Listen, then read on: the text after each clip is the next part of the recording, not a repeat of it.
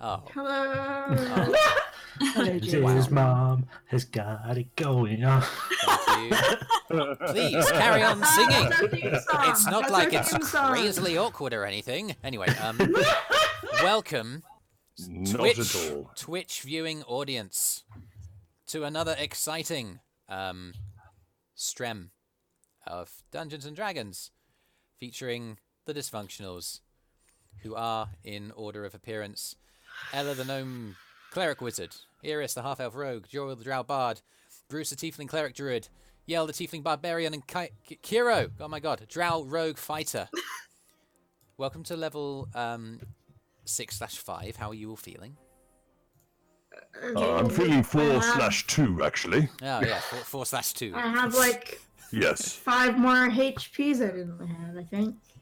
You only rolled How much 5? more HP do I don't remember. I I got an just extra guessed. 13.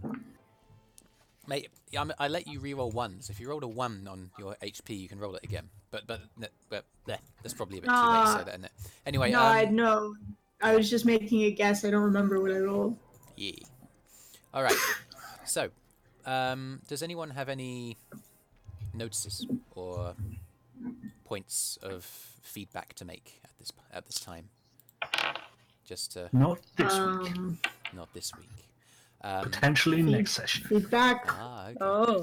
This is I exciting. didn't like the dragon, but I also like the dragon. Yes. I imagine Kyro Let me didn't be like So clear. far, so Kyro good. didn't like the dragon. I thought the dragon was good. I didn't. Well, I thought he didn't- was bad, but in a good He way. was good at being bad Yeah. and not giving me a good time and Yeah. killing my pups, I guess. I didn't mind him so much, he didn't hurt me. That's Yeah. good. I'm glad. Freaking nearly killed Those- everyone else, though. Those wyverns, though, Yeah. nasty sort. I was fine. I consider the wyverns to be an extension of that. Yeah, they were just dumb animals doing what dumb animals do. Hunting. I was I actually. take so much damage. It was interesting because Eirys kind of snuck away. One of the wyverns were like sniffing after, but then got distracted by something else that was going on. So that Yeah. was sneaky rogue boy. She Anyway, was tactically So hiding. lucky. yeah. Anyway, Took over 100 points of damage that fight. No. What I was doing was tactically hiding. beneath the body of one of the dead wyverns. Anyway, Behind. behind. Sorry, excuse me. There's Anyway, no way I would have time to do anything else. let's continue, shall we? Last time, the Dysfunctionals, you finished up your business in Trinstone. You exchanged your null ears for your reward. You were given emblems, congratulating and honouring you for your services to the town of Trinstone, and were wished well by Caleb Lestron, acting head of the guard, and the rest of the contingent there. They weren't sure whether to expect reinforcements or not. On the road, it would be 3 nights of travel to Dogborn, which is the next big settlement on your way to Trine. You were on the road for about a day and a half when you came under attack by a band of, well, from a Black Dragon, which was astonishing because you guys believed the dragons to be extinct and disappeared because of the previous deeds of generations ago. It seemed to be under attack by a number of wyverns, like a flock almost, or a herd of wyvern. It enlisted your help against your will to fight them. They attacked like the dumb animals they are, and you had a very, very, very close shave with Joril throwing himself in the way to protect his null pups and dying. But at the very moment where you guys leveled up, Ella was able to immediately recall the Revivify spell and bring him back. Arthrin was able to persuade the dragon to cut his losses, take one of the wyverns, and take that as a meal instead of sticking around to play with you guys, which is, and I say again, an extraordinary turn of luck. You guys are currently recuperating. Your adrenaline's still flooding through your bodies. the wounds still fresh on your bodies. For those who are relevant, Joril, you open your eyes. Ella is over you. There's a variety of bright light emanating from around you, and little tiny motes of brightness kind of rising up from where you're lying as the diamond she used to cast Revivify disappears and is transferred back into the magical energy that created it. So yeah, what would you guys like to do? Well, should also probably mention that Eirys slaps Joril, I think. Oh, yeah. And then I get upset, and then I back away because I'm not going to fight anyone right now. Sure. The dragon. And then I think Brüz healed me. Yeah. The dragon disappears on the horizon line. Arthrin has his bow and arrow still trained, even though it's far, far beyond his range. He lowers the bow and the arrow. He lets out a sigh of exhaustion and falls backwards and just falls on the ground. Brüz casts mold earth and creates a little chair to pick him up off the ground and sit him comfortably. Oh. What the hell? You look a little woozy. You fell down. I thought I'd help. Oh no, it's fine. I don't know what came over me. Apparently it worked. What worked? What were you doing? I asked the dragon to leave. And Did you use your manners?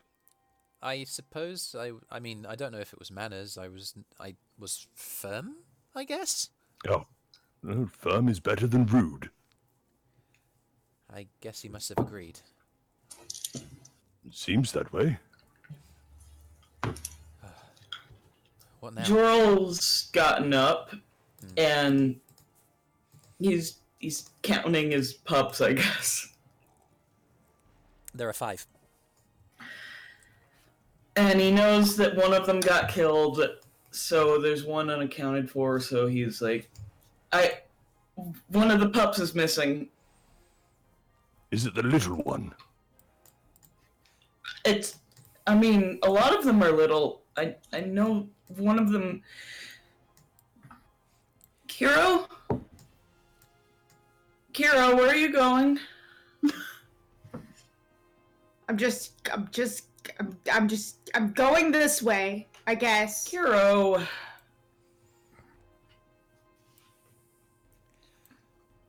And he's like, I need to...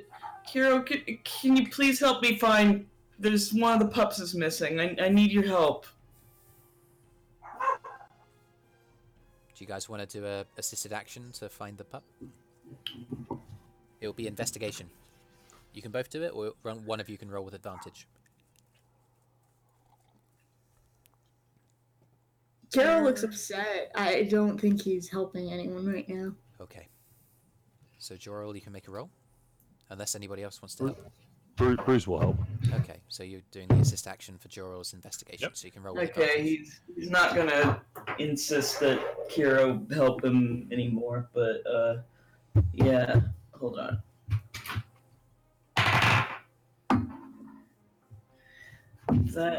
What kind of action is this? Investigation. Hold on.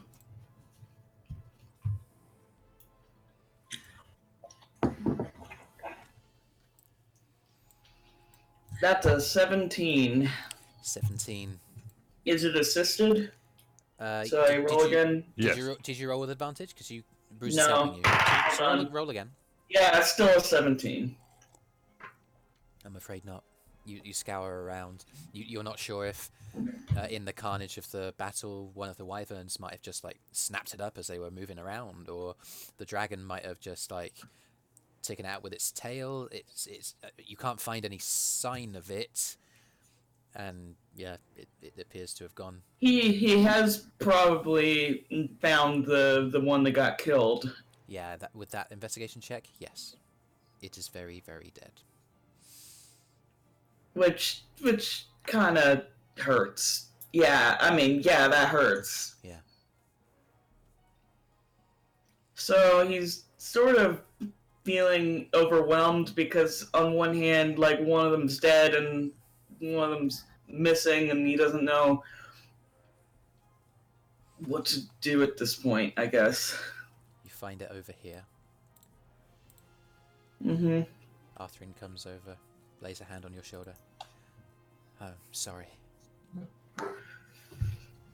And I think he just starts crying at that point. Hey. He's gonna move over to give you a hug. It's okay. It'll be alright. It'll be fine. Because he wasn't expecting someone to try to be comforting at him. Yeah. We're okay. We're okay. Arthur kind of looks around at Yell, just kind of sort of looks inquisitive as if, what now? Yell is laying currently on the floor. Oh, I see. Just looking up. Bruce casts mold earth to pick him up off the floor and make a chair under him. What are you doing on the ground, boy? Sit up. I was taking a nap. Bruce adjusts it to be like a lazy boy recliner. Like, was that a bit better?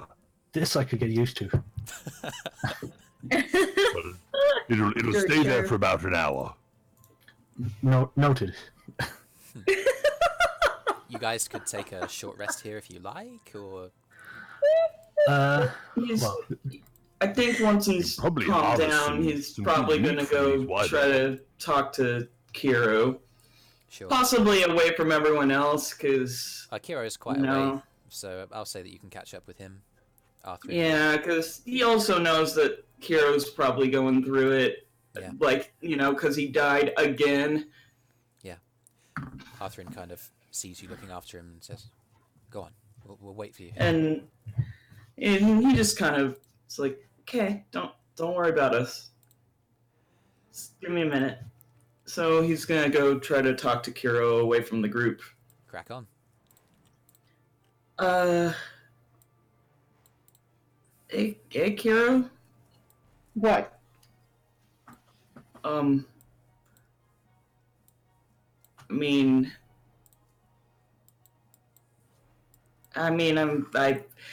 My instinct is to ask if you're okay, but you're clearly not.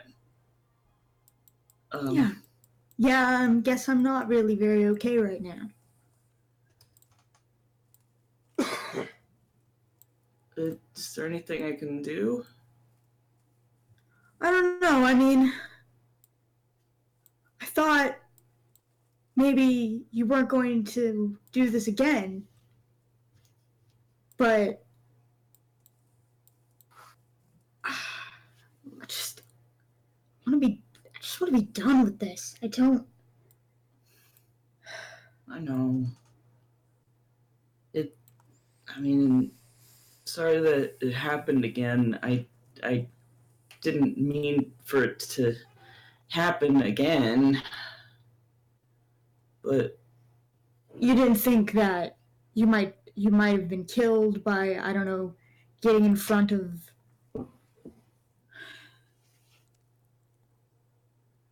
well, I guess You're not I know. You're not invincible. I know I'm not invincible, but I wasn't really thinking about that. I was thinking about they're my kids, You're supposed to protect your kids, right?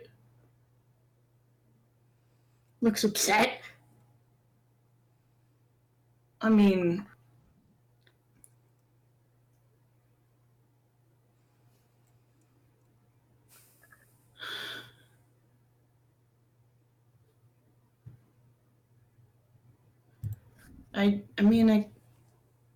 can't just not help people when I can. That's just what it was like in the Underdark, where everyone was just going through everything around me and I had no power to do anything about it, I don't want to go back to being powerless. I know I can't save everybody, but but I want to save some people, you know? I don't know which ones I can realistically save, but I know it's not nobody, right? I don't know anymore.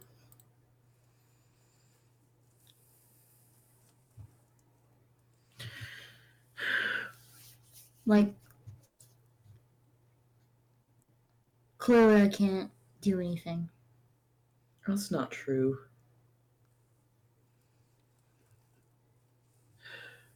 I think maybe it was a mistake for me to bring them here. This isn't a place to take a bunch of pups.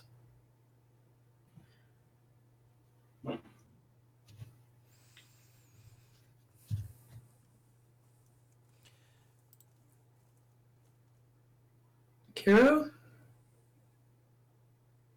What? Come on. Like, you haven't barely said anything. I don't know what to say.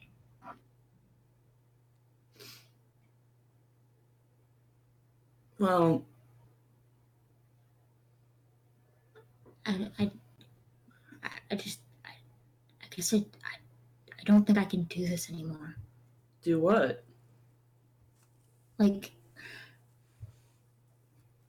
clearly I can't help you.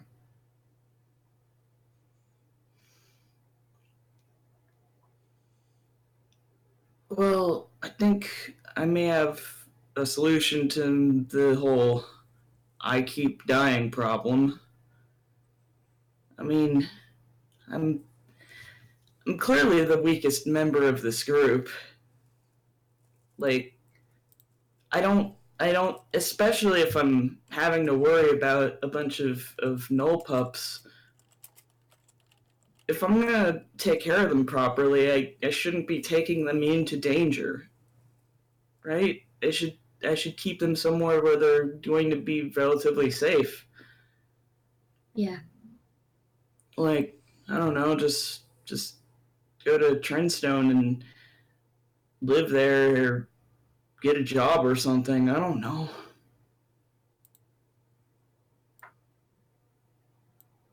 That seems like the responsible thing to do at this point.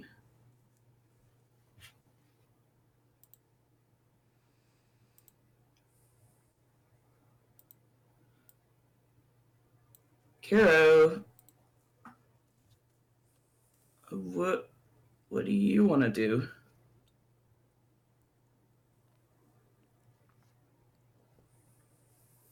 He just, like, shakes his head. All right. Oh. Hey. And he, like, you know, goes to pat him, like, it's gonna be okay, all right? Like, we'll be okay.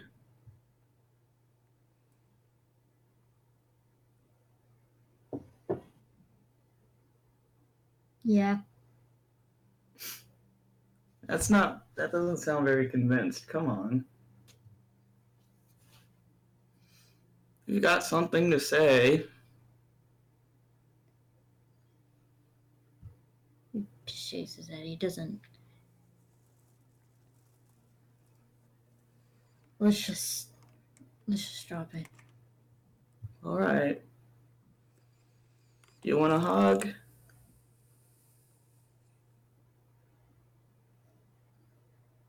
No, that's fine too. Also, right now, I just don't know I don't know anything right now.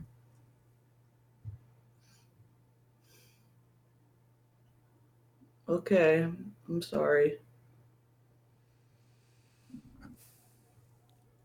Okay. So he's just gonna back off now. All right. I'll say that you guys, it's mechanically not really relevant, but you can rest here for an hour and then continue on your way.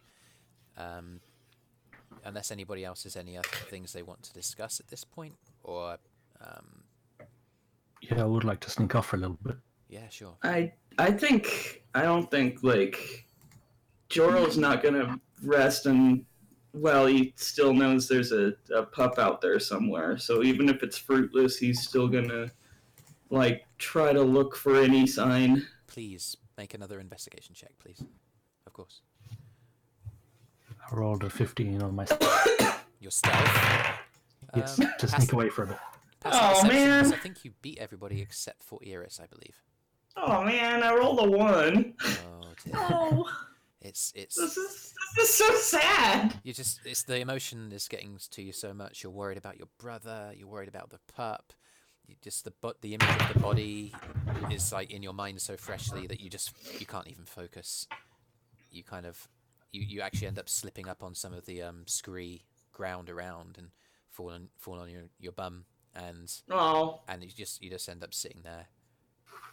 and he just doesn't get any rest. Yeah. Brüz casts mold earth and puts a chair under him. Cool. That'll do it. And he just gets back up and gets back to fruitlessly searching. I'm sorry. I'm sorry, Joril. No, it's okay. Okay, so Yell manages to sneak away, but Eirys sees him. I believe. If Eirys wants to do anything about that, that's cool. Sneak away when I get out of earshot of everyone. Yeah, sure. Gonna pull out the little wooden heart that is now my bardic focus. Yeah. Gonna picture somebody within my mind and cast sending.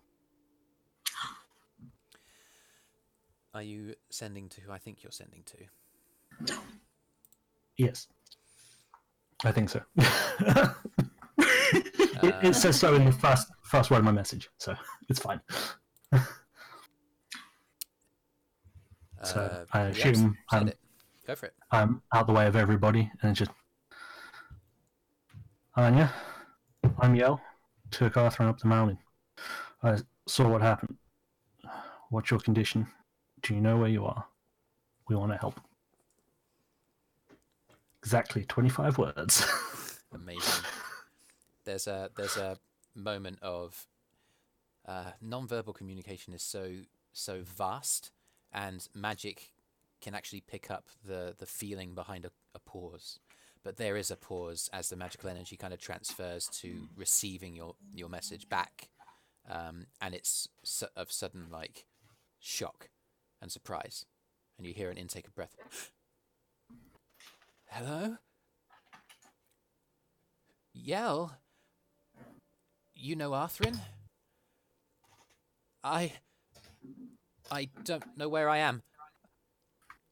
I woke up in a cell.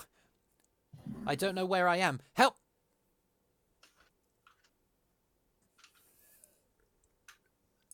Shit.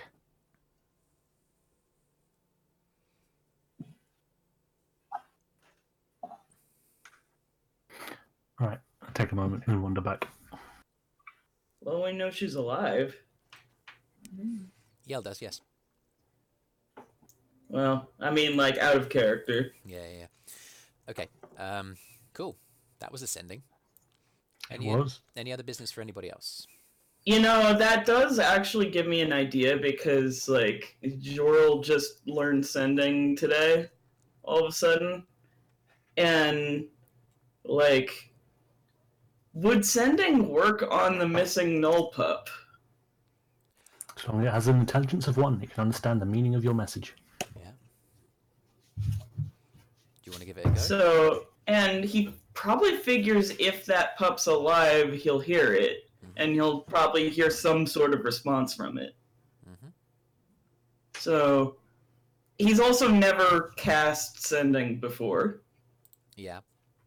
So, but he will try today, right now. I'm going to allow And this. it finally occurs to him that this is a thing that maybe would do something. Yeah. So just out of nowhere during his fruitless searching, the idea dawns on him, and he'll like he doesn't what I don't think he has a particular bardic instrument. He just like Uses his voice. uses right? his voice. Yeah. So like I don't know, he does some scales or something. Yeah. In a particular way, and off it goes. What do you say? Which one is the missing one? We didn't actually figure that out. We probably should have done. It was one of the. We identified smaller which ones. one that died. The Yeah. one that died was Labak, whose name means generous. It's one of the small ones, which means that. Oh wait, missing one is Yugo, Okay. who was one of the big ones actually. Oh, okay. Yeah. So if you want to message you, go for it. So he says something along the line. Okay, how many words do I got? 25. Okay. Yugo, it's me, Joril. Where are you? I'm looking for you. Stay where you are. If you're safe. The message gets sent out. You feel the magical energy. There's a few moments. And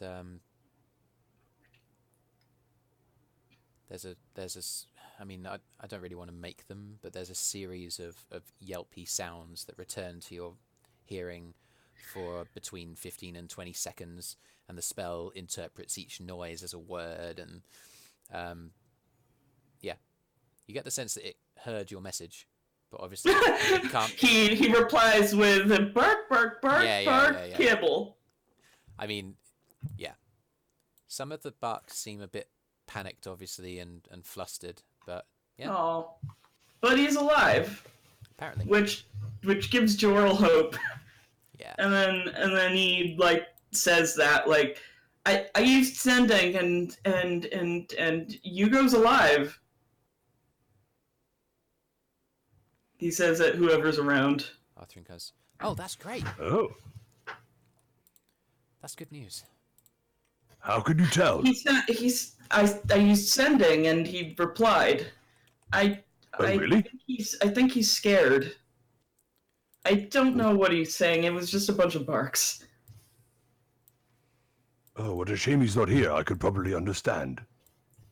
Yeah. Okay. Well, I guess we could stick around and carry on looking for him if you wanted. Maybe if we made like some noises, you could hear us. I guess. What kind of noises are you suggesting? I don't know.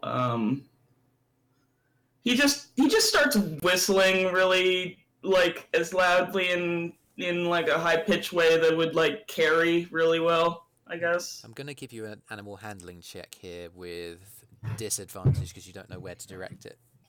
Yeah, it's just everywhere. Brüz wants to use cast Mold Earth again, make a little pen for the other Gnoll pups, just Yeah, for the sure. time being. Sure. And he's then going to sit down and do a ritual casting of Speak with Animals. Okay. That's a 9. There's no response. Yeah, he's just gonna keep doing whatever he can now. Okay. He's gonna get exhausted. He's not sleeping. All right. What I'll say is you guys can. I'm gonna let you make one more, basically like investigation check to try and find him, and if you fail, then like you're not gonna be able to find him. Go ahead. Brüz is going to, if he's had the chance to complete his ritual to speak with the animals, Yeah. he's going to speak to the Gnoll pups and try and ask them if they saw at least maybe which way Yugo went. Okay. You do so. You get it's to speak with animals is funny. There's no language. You just understand their intent behind what they're kind of snuffling Yeah. and And ruffling they means. understand me. Yeah, and they do understand you. They kind of look up quizzically as they suddenly actually comprehend what you're saying to them. They can get the meaning of vaguely of what Joril means when Joril indicates to something that he wants them to do, but your communication actually registers in their minds. And a couple of them kind of like one of the larger ones who's a little bit more confident kind of comes up and kind of almost like bristles his chest forward and makes sounds at you, communicating that they didn't know what was happening because of all of the panicking because of the huge beasts. Unfortunately, they are unable to see anything. Oh. And Brüz just calms them and tells them that it's going to be okay, and sort of tries to sort of make sure that they're all settled. Animal handling with advantage. Hooray! That's a 2 and a 19. Oh yeah, that 19 will do it. So yeah, the 19 will make something else because I'm quite good with animal handling. As you make, I'm gonna guess like for flavor you make 23. yourself, okay, yeah. For flavor you make yourself a little chair again, and they all settle and they seem really kind of calmed and relaxed, and a couple even kind of drop off for a nap. The little one that you had in the tavern the other night, Yep. you take back onto your lap, and there's a connection there, definitely. What's the investigation check, Joril? Wait. Hold on. That one didn't count. Okay. Okay. Did I have like advantage or something? Arthrin will help you. Take advantage. Okay. Okay. That is, with my investigation, it's 14. Not the best. I'm actually good at investigating. Wait, are you gonna help me? Cause You didn't even ask. I asked you at the start. I said, "Brother, help! I need to find them," and then you didn't help. Oh yeah. Are you going to help me now? No. Why? Why? You're dead to me. Holy what? Ooh. What? Why? Ow. Wow. Shama. Okay, is this a conversation we have? I don't know. I guess think. so. Okay, so he asks him You're very, once very more. busy. It seems. He asks him once more because he knows you're better at investigating than he is. He's like, seriously, Kyro, I could really use your help right now.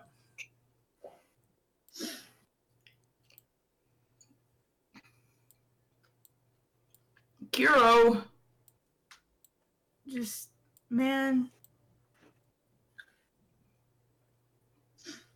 No. Why?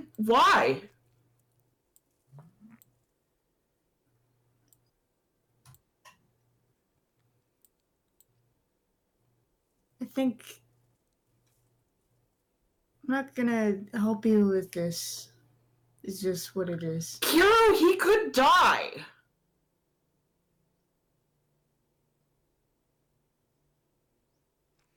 I don't care about your dogs.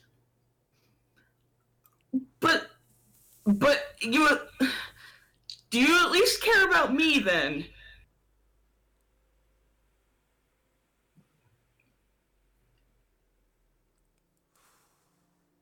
Kyro!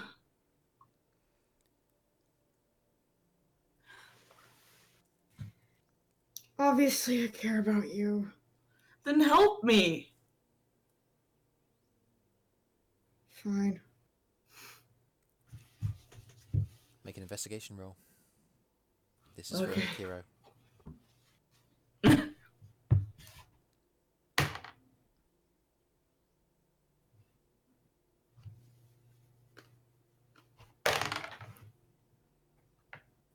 $18. 18? Mm-hmm. Because Joril's helping you, you can roll again. Oh, do I need to? That doesn't work? Okay. Roll again. Wow. Oh my god. Yeah, no, it's an 18, man. Good thing you had that 18 D20 doesn't out. work? I'm gonna How- say How Because- hard because- is this mill hiding? because of the sending that Joril had made, and because of the number of times you've been combing this space again and again and again, and because of the fact that I mean, when I'm you trying to presented- track it, right? Yeah. Because of the fact that Joril told Gnome to stay still, it takes the rest time, the short rest everyone takes, and longer, but you guys end up finding the Gnome pup. It's Sweet. about And- half a mile and- from your original position. Oh. Yeah, like Joril just bursts into tears upon finding him and just picks him up and Nah, considering I found him, I'm gonna pick him up and Okay. shove him at you. Yep, sure thing. huh? You stupid You dog. say you're throwing at him? You pick Throw him? pick up the Gnome pup and just throw it at Joril? No, I what pushed you it said? on him. Okay, he takes the Knoll pup and holds it and he's like, Kyro, thanks. Thank I you got a so choice. much. Huh? Okay. What? He says thank you to Kyro. Yeah, and Kira's just like, it's not like I had a choice. All right. You did. What do you mean you didn't have a choice?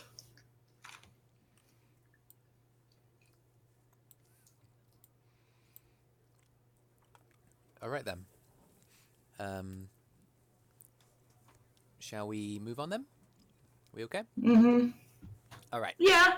So you guys, the day drags on. It's now officially adding time to the journey to Dogborn because of how much time you spent on that. Everybody eventually moves on. Is there any other discussion points from anybody, or? At some point, Earl would like to catch Eirys alone. Sure. Right. I'm going to say that you guys continue along the road and continue your journey towards Dogborn. Move that here. You guys take a night's rest. You take a full night. This is the Are we second. taking a long rest? Yeah, we'll take a long rest at this point. Goody! Okay, I will ritual cast Lehman's Tiny Hut. Okay. It's Yeah. an 11-minute cast. Yeah, sure thing. You do so, and Ella, you're intrigued by the strange. That you recognise the kind of casting of patterns in the dirt that is associated with ritual casting that you learned off Nihilus. But you are not sure about some of the symbols and what they mean. And after 11 minutes, there's a void Well, I of was sort of magic energy. Gonna wait till I can talk to Eirys, and then I'll set it up when everyone's ready to go to bed. Okay, sure. Because it's Tiny Hut, kind of Okay. gives away the Okay, set Alright. it up except the last rune. Hope the wind doesn't blow it away. Talking sure. secret, but next to everybody. Yep, exactly. Yep. All right, so we'll say everybody goes to bed, and you stay up and you finish the incantation of the spell. And it appears. What I'm color? probably just outside the hut. Oh, What color? Joril's probably going to like Kyro, come in the hut. It's cold outside. I'm just keeping watch. We don't need to with the hut. You don't need to keep watch. We're like safe in here. It looks like a mound of dirt. Yeah. If anything, you're probably gonna draw more attention by staying outside.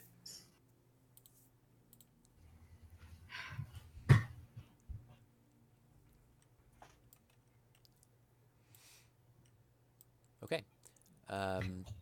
So I guess you kind of choose a color for the huts for the kind of semi-sphere. Does hemisphere. Kyro come inside? Well, yeah, you've embarrassed him now.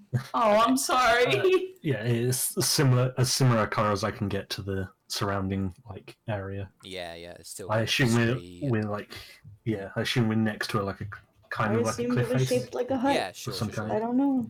That's where you choose to stop for the night, and So it's you make kind it of the like the similar. rocky color.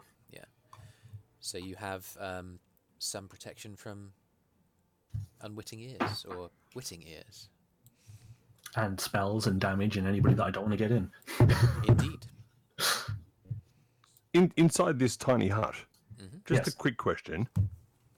Brüz would be very keen to know if there was a chair. Unfortunately, There there isn't a chair within the tiny hut. You can make However, one out of dirt. You can make one out of Yeah, dirt. yeah. Yeah, the whole hut's There is made of a dirt. dirt. Yeah. Brüz goes, yes. Well, fair enough. I mean, the dirt chair only really lasts an hour. Yeah. Maybe we should get a fold-up chair so you can always have a chair in the hut. Yeah. It could be good, yes. We'll look in the next town. All right.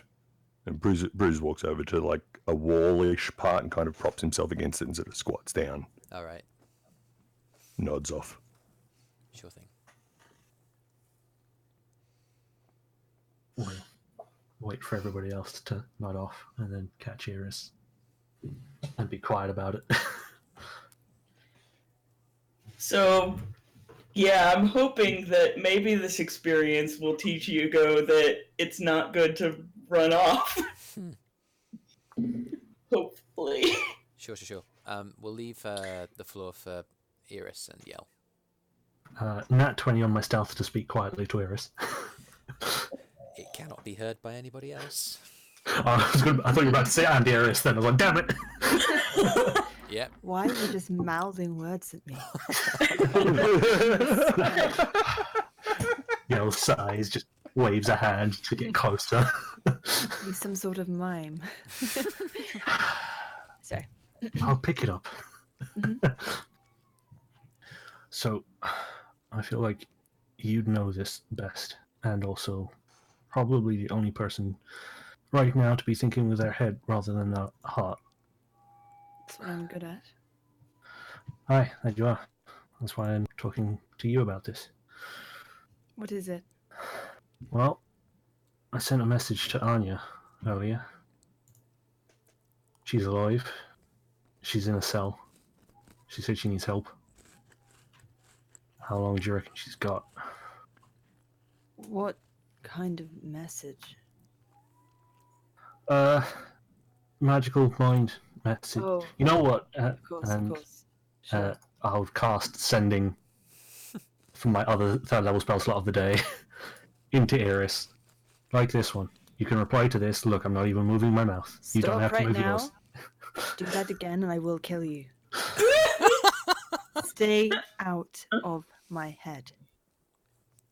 Back to talking. I can't hear anything in your head. I can just send you a message without moving my mouth. Well, it's weird. But Yeah. okay, that made a lot more sense than sending her a letter and her reply. Okay, I don't know what they have planned for her, but if she's alive, that's a good sign. They want her for something. And something's been bugging me all this time. What happened in Trinstone, it was the Syndicate, but that's not their style at all. To go in broad daylight with 3 very unsubtle griffins. I didn't even know they had griffins. To attack in front of anybody. Sure. 13 plus 4. Oh, I'm good at insight. Since when was I good at insight? 17. Believed in yourself. She didn't know they had griffins. Ah, cool.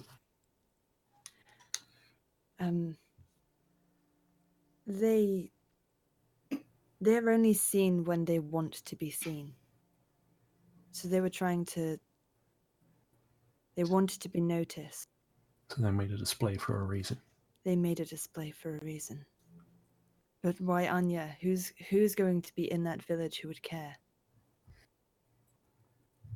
Arthrin, for one. Why not just take him? He's not exactly a match for them. None of us are. Maybe they want Arthrin for something. Someone scared shitless is with, bounty is better than someone they can just take. Arthrin is nice, but he's like a child in an adult's world. If they wanted to scare him, they could have just taken him and, I don't know, done anything to scare him. It's not exactly hard. That is true. It's not hard to scare him. Maybe that's what they were planning on with her. Scare him, What? get her for out of the town. What are you whispering?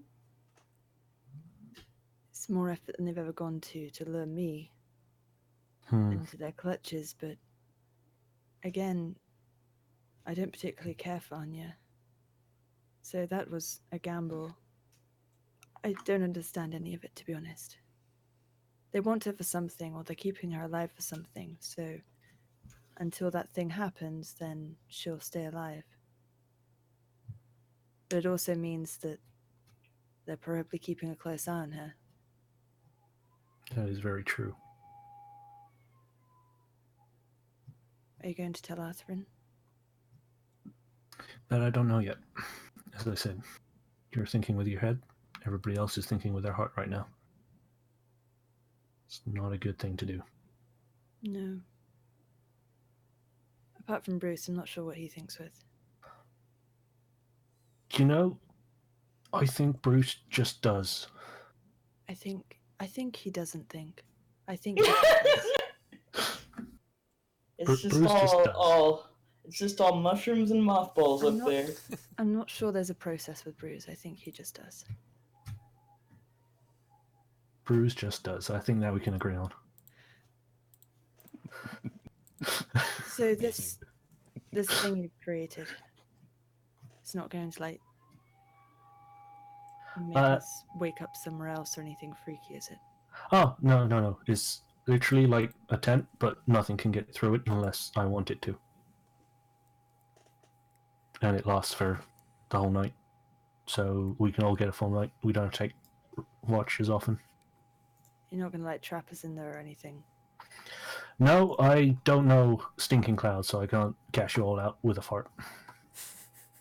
Well, for that I'm glad, I guess. There is...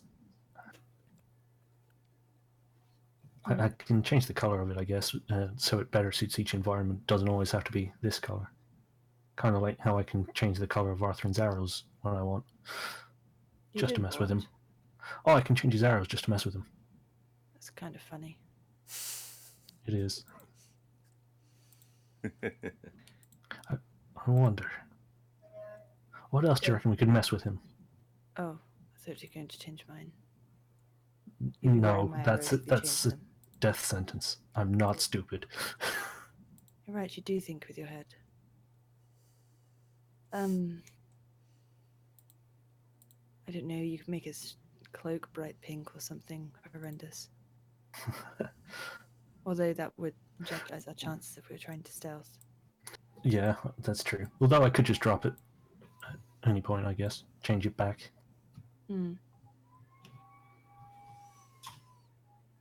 I can do my eyes. I wonder if I could change his to be something ridiculously stupid as well. I'm surprised Anya's alive. After all that time we delayed, I thought... Honestly, I thought Arthrin had given up on her. Or that he'd given up on the hope that she'd be alive. Another reason why I don't want to tell him yet.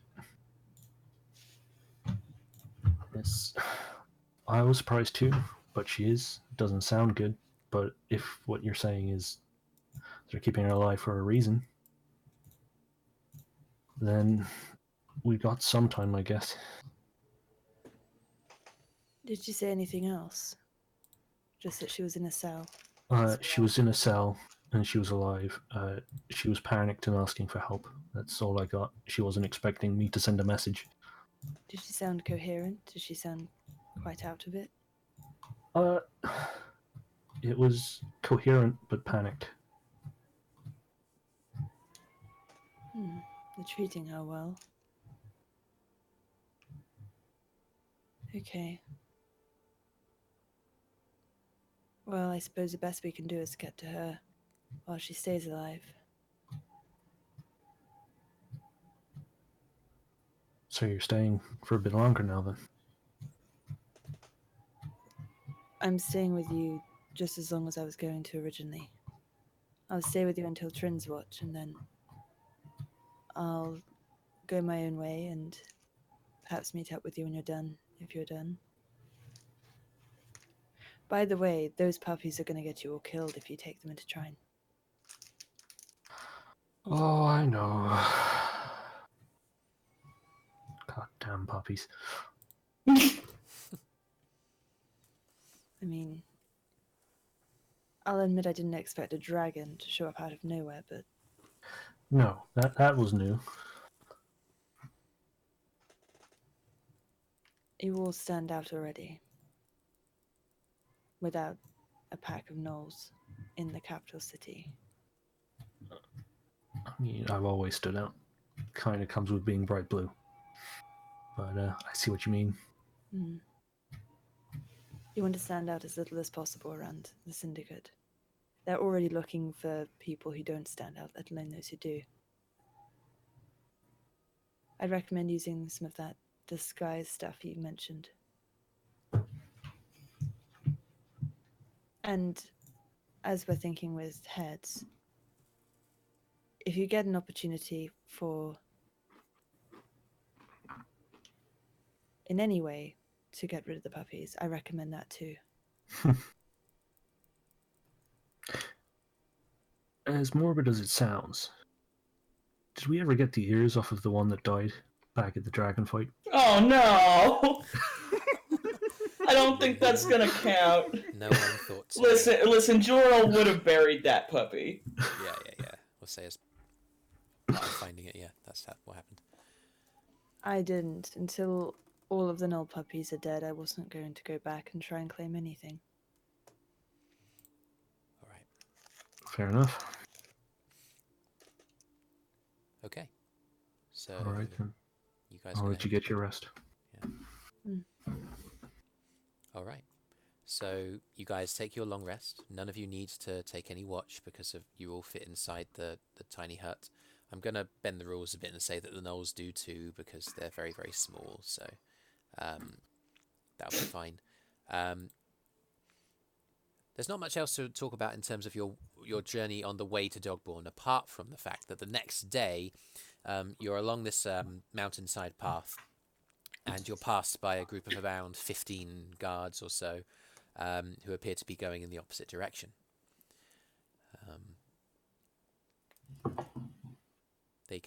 They're marching past you. They continue on their way. Cool. You guys. Eirys kept her hood and scarf up. Yeah, I mean they recognized and kind of made movements to one side of the road, just as you guys did, but they don't stop on their way. They're kind of in a group. They continue on, and that's that. You guys eventually make your way to Dogborn, and Eirys, you see this first. You see the rising smoke and kind of smoggish steam rising from a town that's again on the very, very southern edge of the mountains. So as the road continues kind of curving gently around to the left, this day or the day after this, you have a couple more nights of travel, but the mountain kind of disappears on the left-hand side, making way to wide plains straight ahead of your path. So you can look left and you can see the mountains again, but you appear to be reaching the southernmost edge of the mountain range, and at the southernmost point of the mountain is the town of Dogborn, a larger town on the southern edge of the Trine Mountains, having grown in prosperity and considerably technology in the last 50 years or so. So you see tall chimneys greeting you guys as you approach the town. Smoke and steam rising from all manner of smelting and mining and other kind of industrial works mingles with the mist from the cool spring morning as you guys approach the town. The buildings there are large and made of large, dark stone bricks, and there's a vaguely smog-like feel to town. Soot seems to sift in the periphery in Dogborn. And as you make your way towards the wall, you can see vaguely on the as you approach a large wall that's made of stone as opposed to the palisade at Trinstone, you see what appears to be odd steam-driven machinery, pistons, cogs, kind of poking out of the buildings here and there. Larger ones staying almost completely still, smaller ones moving more quickly. You guys make your way to the main entrance to the town. The guard on duty there is a section of 5 or 6 men, and they appear, actually, as you approach, to be under inspection at just the right time. The main gate is open, and a number of men are kind of checking people as they come into town, letting by people that they recognize, but half of them appear to be standing in formation, stood to attention. You hear voices as you approach. Captain Amerton does not look kindly on poor presentation. Polish your boots.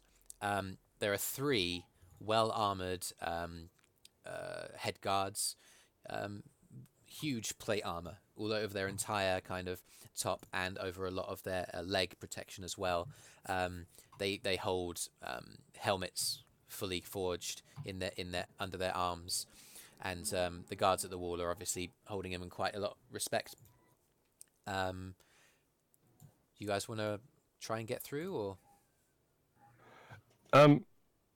As a curiosity to Brüz, having not seen anything quite of this industrial sort of level before. Yeah.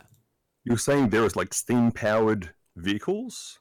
Not vehicles. Or is it steam-powered machinery within buildings? Yeah, it's mostly machinery within buildings. So there's no like locomotion besides the kind of industrial piston-powered sort of technology here. How far from the tree line have we walked towards this gate? At this point, there are no trees, and there haven't been trees for... We've been in a plain forever. We've We've been out in the open for quite a while. Yeah, we've never seen a forest. Obviously, you guys have been in forest before. There have been the occasional copse, but that was around Trinstone. Brüz has been... Yeah. Not like a proper woods, forest.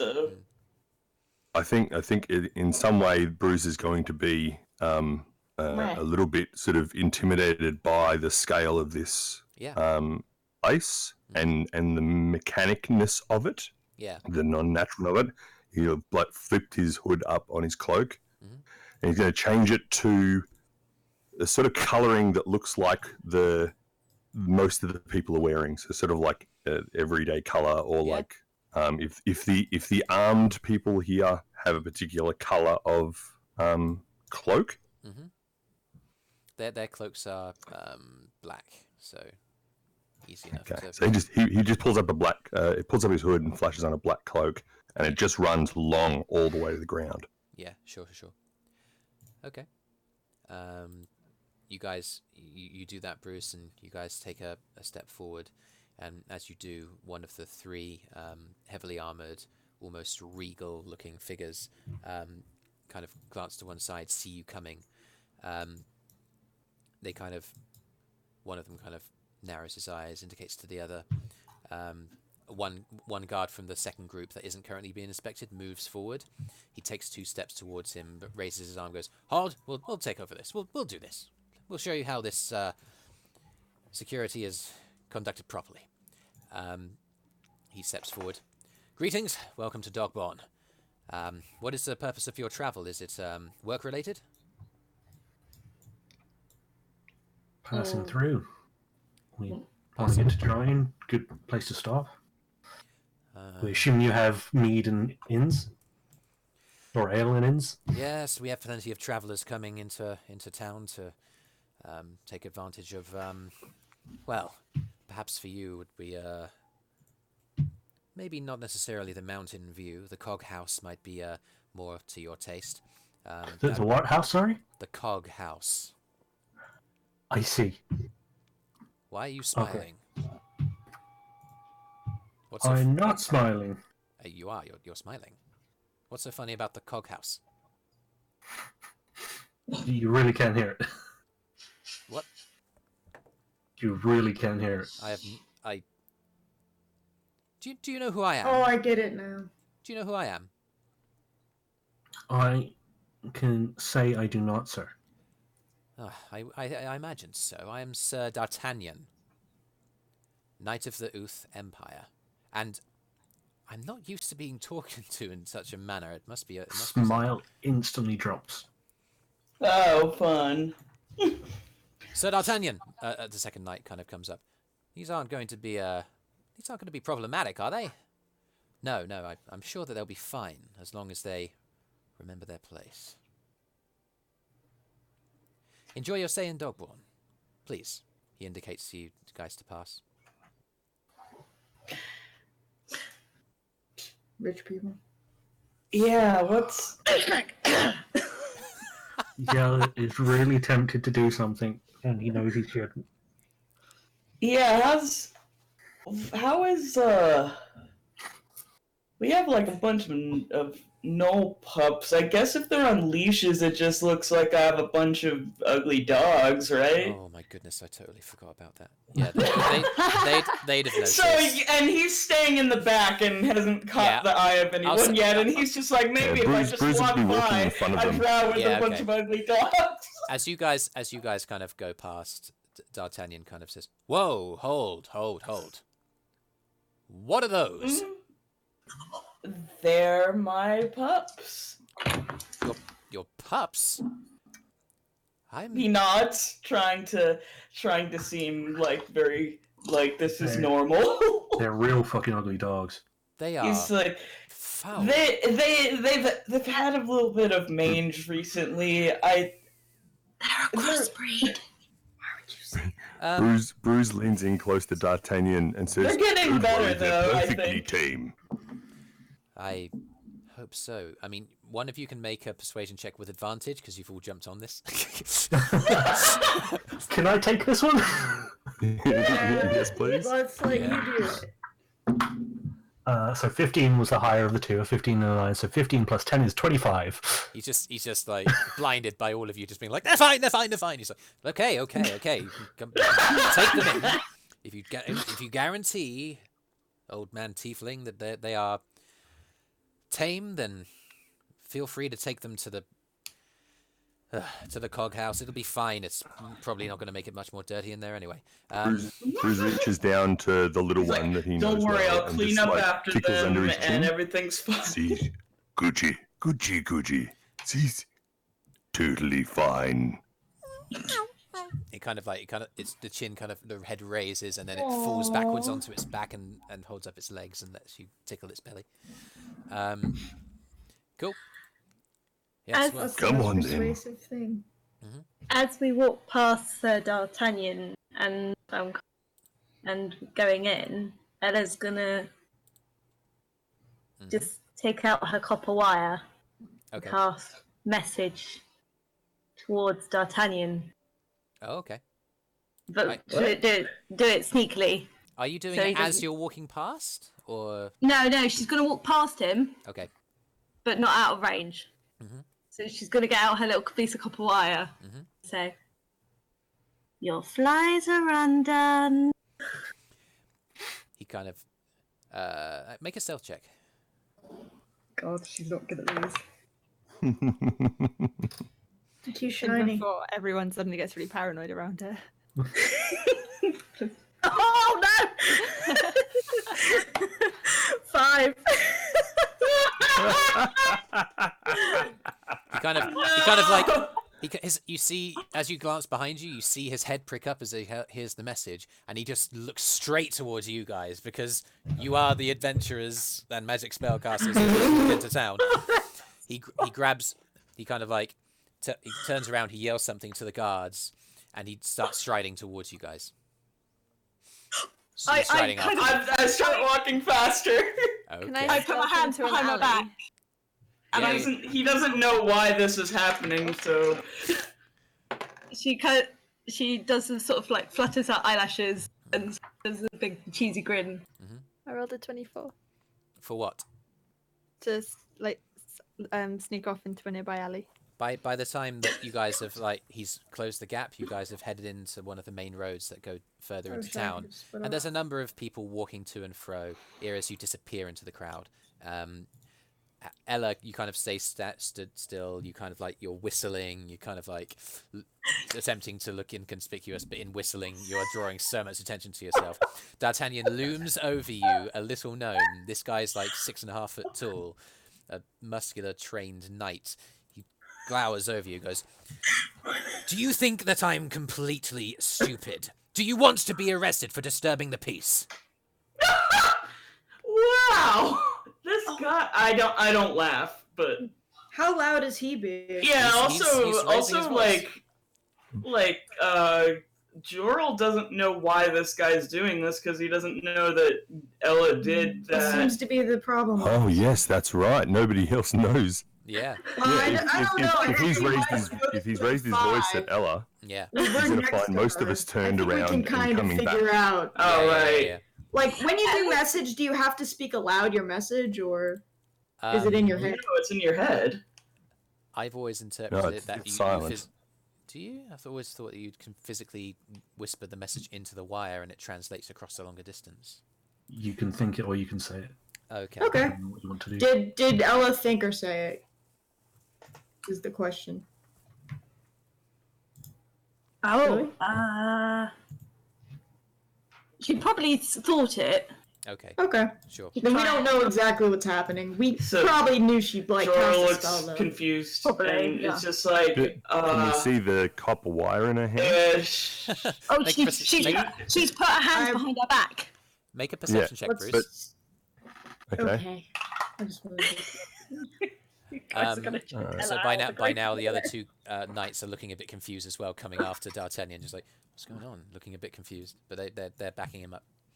She stands up very straight and puffs her chest out at him. Yeah.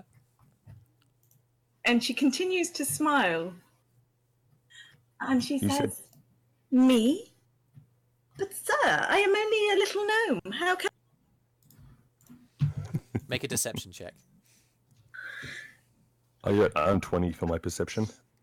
Yeah, you see that behind Ella's back there is a piece of copper wire in her hands. Okay, that's not too bad. 12? He has to insight Let me take a look. if he wants to He try kind of to divine her you meaning. can see his face is turning red and his nostrils are flaring. He goes, "You bet." He kind of points at each of you in turn that you've turned around confusedly. You all better watch yourself. Dogborn Brüz. is a place of production, a place of efficiency. We know what kind of people you are. You watch yourself while you're in my town.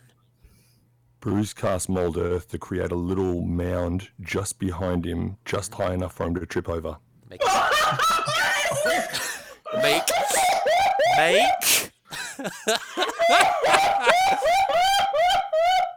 Make a stealth check to try and hide your action. Oh my god. What's that? 17 minus 1, 16. 16.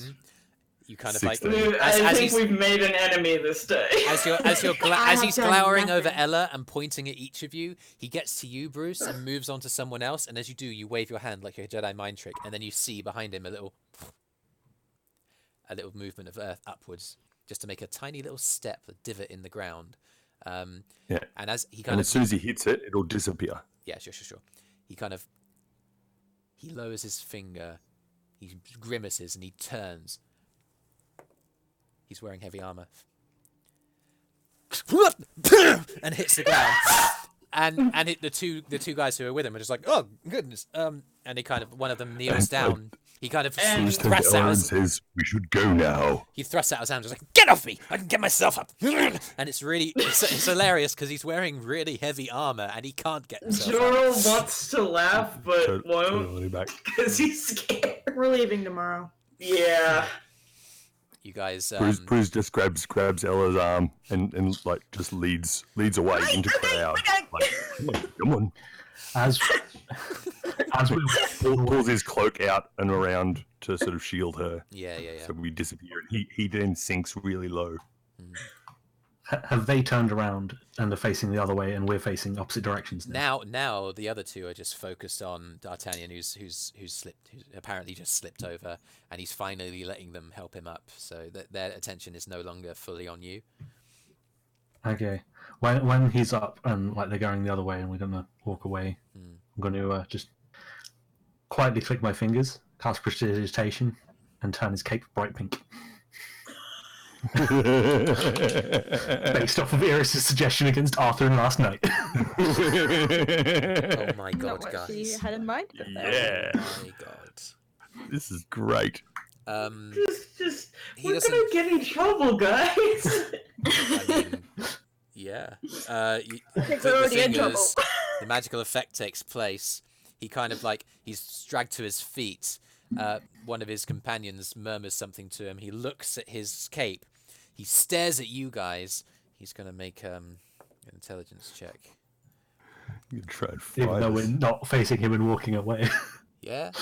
He draws his sword and begins running after you. You're gonna kill someone over a prank? Yeah. After who? You come here. You're under arrest. Oh, What are you guys gonna do? I cast darkness centered on us and Yeah. run. The busy street with plenty of people who are now looking up and turning around. Some of them are amused by seeing that knight's robe completely pink. They kind of turn, and then suddenly, woof, darkness. Just, 15-foot darkness, 15-foot radius darkness. yeah, it takes up the entire street and some of the adjacent buildings, and a whole load of the space in front of you. We can't suddenly- stay in this town anymore. Suddenly they go. So suddenly several yells of and shock as individuals who are walking through are suddenly plunged into darkness. People start walking into each other. Some people start panicking and moving more quickly. You get bustled around. What are you guys gonna do? I grab the two nearest party members and just start walking to the nearest alley so we can get away. Can you see Yep. through your own darkness? I believe you can. You grab Eirys and you grab Arthrin and you run. Eirys isn't with us. Oh I right, sorry. was out of there. Yeah. Eirys, grab you're in Arthrin an and- adjacent alleyway, and you're just at the point where the darkness ends, and you just see the darkness just appear, whoomph, and suddenly there's anarchy. Joril's gonna try to leave town, I think. Can I try to scale a building and get onto the roof if that's okay? Make an acrobatics check. Brüz there's will plenty of- have Ella concealed in a cloak and Yeah, just yeah. moving into concealment. Yeah, sure. I mean, you could say in the middle of the darkness. That would keep you concealed. So that's what you'll do for now. I What- got 23. 20, 23. Yeah, easy enough. The two buildings that you're next to are so close together, and there's a lot of like the bricks. There's like masonry between, giving you plenty of options for handholds. You jump again between the walls, and then you're on top of the roof. Flat And I'm roofs, gonna- buildings. Yeah. Stealth as well. Okay, go for it. I'm gonna use luck. All right. Oh, that's so much better. I did roll a natural one. Yeah. I got 27. All right, you believe yourself to be hidden, as there's a sort of a doorway that comes up onto this flat roof that you're on top of, and you're able to kind of hide in the shadow of that space with a good view of what's happening below. You see Brüz actually stays inside with Ella. You see Yell jumps out with Arthrin and I'll say Joril in either of his hands. He just bursts out of the darkness. There's a lot of confusion, and he makes a way. Which way are you going, Yell? Just in a direction. Just in a direction down alleyways where they wouldn't go to look, so we can Okay. just get away. He makes a beeline to the alleyway that you just stealthed down, and goes around the edge of the building that you're on top of, and makes his way there. Yeah, there's a sound of "Get out of my way! Get out of my way!" And Brüz, where you're standing, there's just bustling, and then there's a clang of a metallic sort of armor around you, and you're not sure if he's going to find you or not. Brüz wants to kind of remember a bearing for where he last saw Yell. Okay. And then pick a direction, and then kind of just that way. You'll go in the direction that you guys were walking and reach the end. They're flustering around. They're grabbing onto people. You hear one woman kind of scream as one of the knights grabs her by accident, thinking that she was one of their quarry. You make your way out of the darkness, and yeah, I guess by the time you come out, you can see that Yell has just disappeared with the other two down an alleyway. Kyro still needs to make a call, actually. What are you doing, Kyro? Well, I think he's trying to avoid being hit by things. Is his main thing at the moment. It's easy enough for you to do given your experience. There's people running around. You just have a sixth sense of spatial awareness. You know to move in certain ways so that people who are bustling into you just swish past you. Or somebody trips over as you do that. Maybe I'm trying to listen out for a big plate mail guy. Okay, make a perception check. Okay. I imagine he's not very quiet. Let's see. Ka-clang, ka-clang. I'm going to say 12. Yeah, they're making so much noise that it's easy to pick up, and I won't give you disadvantage because you're used to listening for things in the Underdark. So you... Actually, I want to try to find a unrelated officer somewhere, if possible. In this darkness, you're not going to be able to do anything. You could pop out and see what you could see if you want. Yeah. I mean, That's I'll what just you walk do? out of the darkness. Yep. Yeah. You see your companions just all jump into an adjacent alleyway. Make a perception check for any other guards. Okay. That's 19. 19. There doesn't appear to be any guards immediately, but there's a lot of noise being made, and you can hear from behind you in the darkness a horn gets blown from the gate. It's a small, it's not like a horn that's attached to the gate. It's a small thing that one guardsman might have to call for emergency reinforcements, because darkness has just exploded in town, and that's scary, and somebody's panicked. So yeah, you don't see any guards, but you hear a horn calling for more.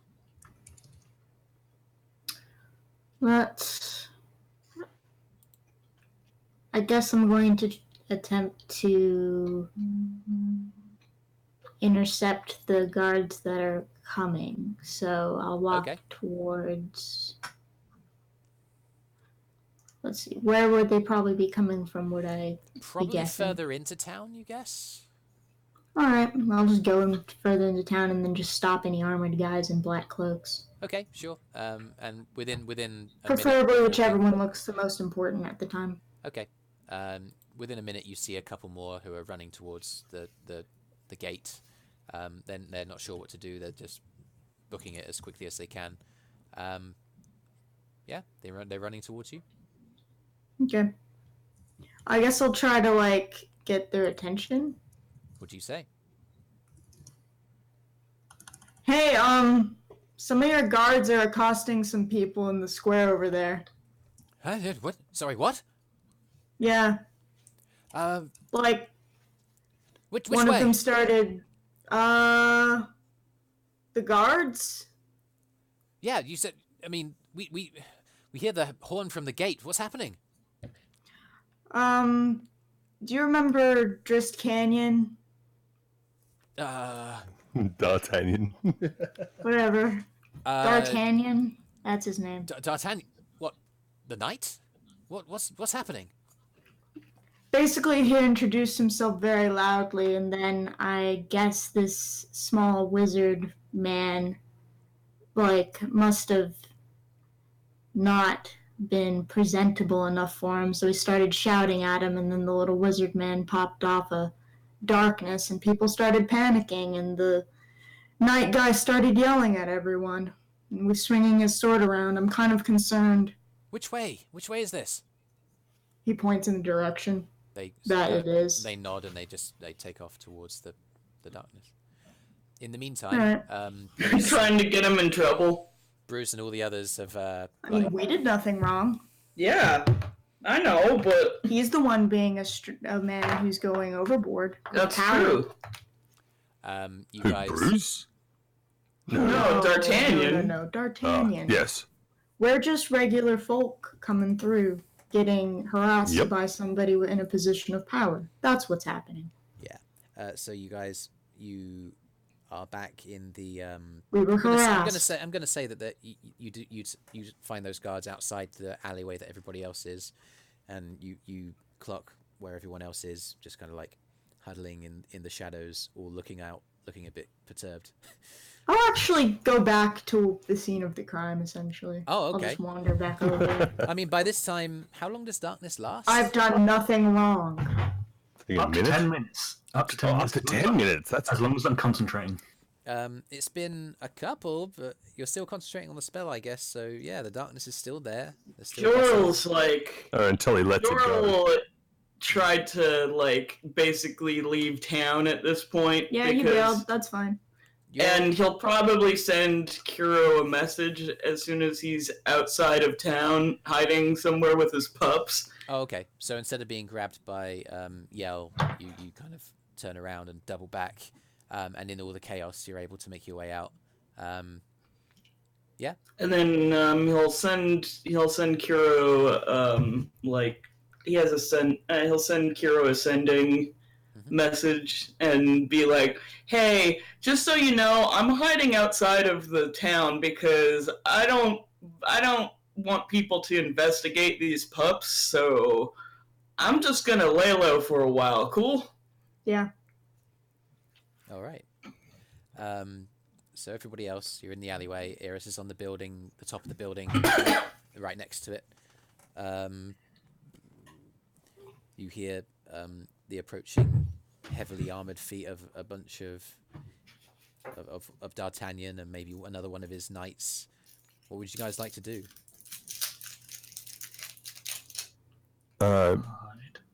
Brüz is going being- to cast. Brüz is going to cast Disguise Self. Okay. He's going to change himself to look like just an ordinary old man, a little bit shorter, and just continue concealing Ella in the cloak. Oh, Alright. so you're hiding Ella. Hiding in plain. I'm hiding in plain sight. Yeah. And I'm you're hiding hiding Ella. Yes. In which case, then, Like if third you, level. yeah. So who's here? Is it Arthrin, Kyro, Yell, Brüz, Ella? Yes. Eirys is on the top of the roof, completely hidden. Yell is just going to touch Kyro on the chest and cast third level invisibility, so we both go invisible. Wait, me? Yep. I don't want to be invisible. Oh, okay then. Arthrin. Yeah, Too late Arthrin. now. Whoop! And he disappears. Like, whoa. I've literally done nothing wrong. It's true. So it's an old man and Kyro now just in the alley. I'm here to, like, deal with the situation. I'm not running. Okay. Well, Brüz is kind of just walking off away from I think you guys are doing the right thing. I'm just... Towards that's the just what cog. I'm doing. Coghouse, Okay. or where he assumes the coghouse was You only from know, some vague pointed direction. You only know that the coghouse is obviously further into town, and this is the main road that goes into town. So you get out and Yeah. you step out of the alleyway. You walk towards it. You kind of glance over your shoulder, playing the old man as a couple of the knights sort of step forward. They look at you. You look at them, and they turn and they go into the alleyway. They look and they see Kyro. Hey, you! Hmm. Do you see any a gnome or a tiefling run into here?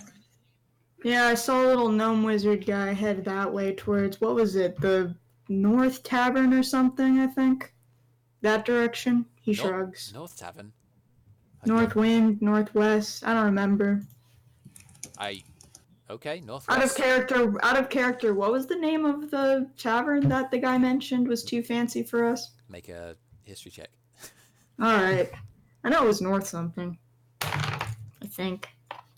Alright, history 15. I think I remember, it just happened.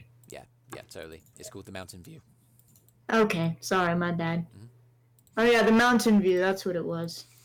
Oh, right. Thanks. They're the two guards who aren't D'Artagnan, and they just seem a little bit bemused by the whole situation, and they double back. And a couple of moments later, D'Artagnan just kind of like is pacing with purpose, with his sword sheathed towards the direction that they've been given. and they leave. Okay. Whew. Yell takes his hand off of Arthrin's mouth. I'm sure the wizard man has escaped. Of course, as you cast invisibility, the darkness disappeared as well. Yes, yeah. So yeah, the passers-by are confused, and some are a little bit upset, and yeah, they eventually kind of settle back down into a rhythm. Many are breaking into groups, whispering to each other, confused about what's happened. Yeah. You guys give it a few Is everybody minutes. okay? Nobody get cut by the crazy Nightman? I think we're good. Let's just sort of to the general area. Oh, now that you're concentrating on the invisibility, the darkness would... Yeah. It is gone, We established the darkness is gone. So yeah, everything returns in the next 10 minutes or so to something resembling order. Normalcy. A number of guards from around the place kind of run in, are confused. They get caught up in what happens, and there is like a heightened guard presence for the next little while. There is confusion because the knights have completely left without giving any indication of where they were going. I'll tell them. Okay, you see some confused guards kind of wandering around. Are they the same guys I talked to earlier, or different ones? Yeah, you see the couple that kind of ran towards you and you gave directions to. I mean, I came with them, so they probably would have arrived with me. Yeah. They kind of look at you, make eye contact with a look of recognition, and they kind of confusedly look around, not sure what to do. Hey. Oh, hi there. Are you looking for that guy? What guy? You mean Sir D'Artagnan? Yeah. Well, I mean, from what I've learned from the guys who are on duty, he was doing an inspection. We were expecting that today. Mm-hmm. And then, like, there was a crazy wizard who, like, made darkness appear from nowhere. And obviously he went to arrest them and still looking for them, I guess? Well, all I saw was there was this little gnome wizard guy, and he was coming through, and then D'Artagnan came up to him and started shouting about, I don't know, making him mad about clothes or something. And then the little wizard man did a darkness spell or something, and everyone started panicking, and then the little wizard guy ran off somewhere, and then D'Artagnan, like, ran after him in pursuit. I think they went that way. Looks at your iron hands like, all right, well, thanks. Hopefully they'll be able to pick up more guards on the way. He kind of looks at his companion. What do you think, Michael? I don't know.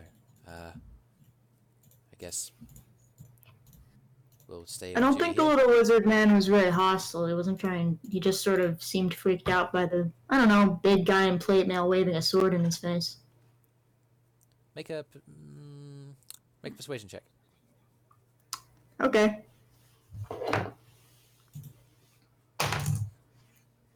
15, 16, 18. Okay, well, maybe your testimony will be worth something, seeing as you were here. We'll relay that up the chain. Thank you. They seem No problem. They seem to be buying it. Cool. Right, what would you guys like to do now? It seems that the immediate danger's passed. Yeah, what would you like to do? Well, I'll reconvene with Yell and friends. Yeah. Whoever I can see and tell that they're my companions, if anyone. You technically can't see Yell for about an hour or so, or until it's That's fine. Until it's clear and you drop the spell. Yeah. It clears. Do I see anyone I recognize? Because if not, yeah, I mean, I guess there's an probably old, go find my brother and go to the Cog Tavern. there's an old man like lingering around, and there's no one else. Yeah. Yell was going to suggest we don't go to the Cock Tavern. Yeah, that's fine, but it's the only place that I know of that you also know of. That's true. So if there was a place to meet, it'd be that. Unless you tell me otherwise. Why doesn't one of you make a stealth check and take advantage as the entire group kind of tries to work together to sneak around without perhaps being seen by any guards? Natural 20. Brilliant. Plus Yeah. 2, I think. Yeah, plus 2, so 22. Okay, so Eirys, I don't know if you want to join everybody, maybe like doing a Batman over the roofs as you see everybody move away. But I kind of am. I'm not gonna. Kira hasn't been reveal myself. stealthing at all. He's just sort of been out in the open. sure. I'm not gonna reveal myself, to them, but I'm gonna be kind of keeping up with them. You're going to be able to do it because you did like a group self check, so you're just able to like look at every junction left and right, see that there aren't any guards there, and just move along the streets. And you time it to perfection. The guards are wandering around from street corner to street corner, and you're timing it perfectly to just not be seen by any of them as you make your way. You don't find you steer clear of the tavern, but the place that you know you definitely won't be seen is in a library. So you open the door and you guys walk in. A small library hidden amongst like the residential buildings. Some are houses. Some seem more like almost like flats, really, like apartment buildings. And yeah, you guys walk inside. It's relatively small. It's stone walls, torches on the walls, wooden bookshelves filled with books. Of course, it's a library. There's it's kind of dim in here. There aren't many windows, and the windows that are there are kind of like muted, and they let in only a little bit of light. There is a young, what appears to be a female gnome with tied back in a kind of bun, brown hair, wearing glasses, and wearing a kind of like small functional dress, sort of a middle lower class sort of position, I guess. And she kind of looks up at all of you as you walk inside. It's like, oh, hello. Welcome to the library. If you need any help, just let me know, okay? Appreciate it, thank you.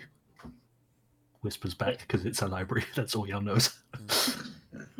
Is Ella and Brüz with the others? Yeah, I'm saying that you Yeah. guys have Oh, moved okay. all the way through with. So I wasn't Am I We involved in sort of this, all or- eventually got corralled I- together. Yeah. I feel Eirys like from above. like at some point, You know, I went outside Okay. to get Joril back in. yeah. see. Once, How long? Shall we say that Well, that does happen? I like, just you I don't get- know where they are. Is the- yeah, I think Joril's just waiting for things to die down and it to be safe to enter the town again.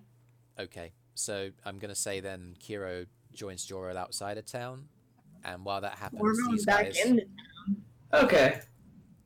I'll say that you guys Letting you end up coming back together just for the sake of like being together for this. Okay. It takes like an hour or so, but you guys end up, coming back in. There's a End of vague, Brüz's disguise. yeah. There's a vague look of recognition in the guards that kind of serve you, but they're confused, so they kind of go along with it. I just say something like, I forgot something outside. Oh, right. And you can Left something in the car. Okay, so yeah, you guys are in the library. Ella comes out from Bruce's cloak. And Oh. like, ah! Oh, We should be safe now. that's a funny way to travel. It's quite fun. You But should she go did. sometime. It's a fish. She's quite sensitive to the sun. Ginger and all. Oh, I can see that. But I must say, it's quite nice to see a kinsman. Oh, hello. Hi, hello, how are you doing? Oh, I'm good, thank you. How are you? Oh, I'm quite well, Can I give you a hug? What? You're very sweet, my dear. Sweet thugs for life. Ella gives her a hug. Gently. She gives Aw. a gentle hug as she's old. Oh, This is cute. thanks, Duck. That's beautiful, that is. Well, welcome to the library. What brings you all to this place? I mean, we haven't had Books. this many Oh. Well, what She kind of books? Is a big book nerd. Any book she will read. Well, I also like to sit and read. Do you have some good chairs? oh well, there's a number around between the shelves, just to take your fancy. And she kind of looks around and she kind of her gaze goes over Arthrin and stops. And she seems particularly interested in his chest or like top half area, and he kind of narrows his eyes like, what, "Hi, can I help you?" "Hey, excuse me, don't mind me." She kind of gets up and kind of waddles across and looks Well, up, that's looks up not suspicious. at the middle of his chest and is like, "Hey, is this invasive? I think this might be a bit invasive." "No, I'm sorry. I just couldn't help but notice under your top there. Is that armor?" "Oh, yeah. It's a shirt we found up in the mountains." Oh no! Oh, that's the Dysraxic. Okay, I botched that. Let me try again. That's the Dysraxic Enclave. The Dysraxis Enclave. I've never heard of it. You haven't heard of the Enclave? Oh, that's a ancient clan of dragon slayers. I've got lots of notes, and it's actually a research project of mine. I can't believe you've walked in with a genuine, real piece from the Dysraxic Enclave. That's fantastic. She's really excited by this piece of armor. Yeah, she kind of like she kind of bounces around a bit, and then she glances at you at Kyro. It's like, "No." Steps your sword. What sword? I don't have a sword. There's no sword on my person. What are you talking about?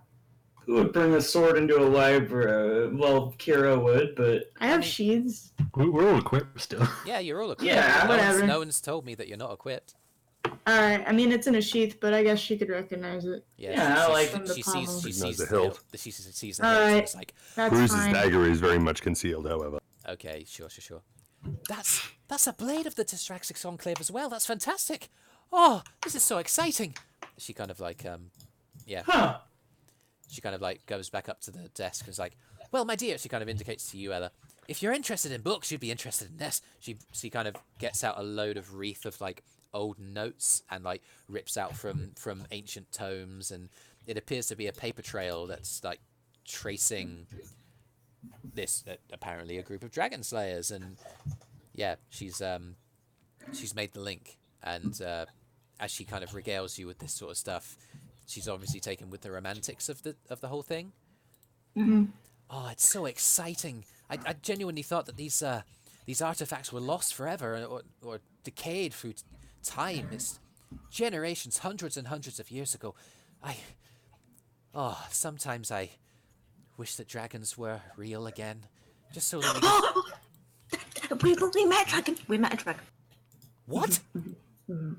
Yeah, he was kind of not very nice. No, he was a black dragon. Well, he didn't eat any of us, so he wasn't Well, I mean, entirely yeah, luckily, impolite. but he did like he was Guys. getting attacked by a bunch of wyverns, and then Guys, he we wanted met to two. get rid of the wyverns, so he came over at us and was like, "Hey, these are your problem now," you know. Oh, Yes, he was a Yeah. bit of an ass. Got one of my pups killed. Yeah, kind of terrible person. oh, that's so We've sad. met two dragons. We also met a red one. Oh yeah, the red one. You did? Which, I thought the dragons When? had disappeared after the Morgotha Oh, no. crisis. Oh no, they're very much alive. Well, That doesn't make any sense. She kind of like gets out a piece of paper and starts scribbling stuff down about the vague pieces that you're saying, like Black Dragon, Red Dragon. Be surprised about things that aren't dead. I mean, is that a rip on your dad? Who knows? don't you people? Doesn't it? She's like she's almost speechless because of the revelations. You do know about the Morgotha crisis, don't you? No, never heard of it. No, not. Brüz nods politely. Ooh, yes. Yeah, the Make- two make Drow Brüz. are like, yeah, we got here not that. Brüz, make a deception Stop telling check. strangers what information is. Okay, well, why don't you tell us? I'm curious. Well, the Morgotha Deception. crisis was about 50 or 60 years ago, and basically, my god. Dragons that were left dormant for generations and generations were brought back to life by some kind of spell, and then there was a threat of destruction of the continent because the ancient dragons were going to tear each other to pieces over it, and Wow. it was dangerous as hell, and they suddenly stopped, and there was a battle. It was a battle at Olduthella, and there was a vast silver dragon named Morgatha who died, and that's why it's called after her name, and now the dragons were put back to sleep. I mean, the fact that they're back, that's bad news, I guess. Is that like Yeah, that would mean they're waking up, wouldn't does it? the magic have to do with all dragons or just these really ancient ones? Well, I mean, we've seen more than one. No, I know, that's what I'm saying. Like, is this magic spell like for specific dragons or like all dragons everywhere? Because if it's just specific dragons, then I don't see why. How old do you think that black dragon was? Did it Brüz seem has a ancient? +3 to No. deception. Not to Giving me, him a but total who of the heck 4. knows? As you kind How of would we know if something was ancient? It'd be big and old looking, probably. Well, I mean, I've only ever seen one black dragon before, so I don't know if it was big or not. So, Bruce, as you're nodding and just like going, yes, she kind of looks at you and sort of like just cocks her head and squints and so like, and as she explains it, she's explaining to the two Drow and you. She's making eye contact with you as she's making the explanation, realizing that you're not sure about this. But yeah, you guys. Question. Yeah. Can I use my history check from back in the mountains when I realized who Zendron was Yeah. to add to the story? Yeah, sure. Because I know that was like a while back, but like No, Yell knows who Zendron is and everything. Yeah. Well, I mean, it wasn't just Morgatha. There was Zendron Coldsteel. There was a druid lady. I can't remember her name. It was A something. There was a big Minotaur guy. He sounds cool. There was another one. A human. He sounds like a floorboard squeaking. They helped lead with the attack with Morgatha. They were there apparently. I think you might be right. I think I remember reading about the collection of scales for the spell or something. I'm sorry. I'm just quite excited because you brought something genuinely exciting from my research project, and now you're telling me the dragons have returned. I think I might need to tell someone about this. Mr. Garnier! She turns around and she kind of like rustles to the back where there's a door and she pounds on it. Mr. Garnier! Mr. Garnier! The door kind of like opens. There's a sound of a click of the door unlocking and it opens. And a middle-aged human male with a bald patch and a kind of shrub of facial hair making a bushel on the lower end of his face steps out. There's a slight smell of alcohol that seeps into the room. Yeah. Mr. Garnier, these travellers have just regaled me with a very important and perhaps potentially quite exciting and important tale about dragons returning. Looks over at you guys. Melinda, you're getting excited. These people are obviously from out of town. He pats her on the head, and she kind of like shies away a little bit, repulsed by the smell. It's very exciting to have these visitors. Welcome to the library. It's good to see you. I frown at him. Oh, well, it's Awkward wave. Yeah, help yourself to any books that you like. If you're staying in town, you can take them out on short-run lease. Melinda will be happy to help you. Brüz's eyes widen. Kind of like Ooh. goes back into the room, closes the door, and you hear the click of the lock again. Melinda just kind of taps her foot on the ground, frustrated. He doesn't appreciate anything that I do. If it makes you feel better, I've been patted on the head a few times. I'm sorry. Just seems to be the way, people who are taller than us just think, oh, it's a gnome, gotta pat them on the head. Yeah, that just seems patronizing. It is. Right? Kira just feels personally It attacked. doesn't have to be, though. Oh no, Kira, you're fine. You're fine. You. Oh, thank you. Pats Ella on the head. Oh, thank you. Ella just stands there like. He did not just do that. So, are you travelers? Yeah. Where have you been? We got a name and everything. Huh? We do? We do. What? Oh God! Mm-hmm. If you guys haven't heard that, I'm sorry. Did you make up a name? Yeah, what's her name? It's a name. Melinda, do you want to hear? Do you want to know our name? Yeah, sure. We're the Dysfunctionals. Looks around at you people. Why would you say that? Yeah, that makes sense. I mean, Yeah, alright, whatever. how long have you been traveling? Where have you been? What have you seen? Have you had any adventures? I mean, So many. So many. wow. How about you and me sit down with a cup of cocoa and I'll tell you all about adventures?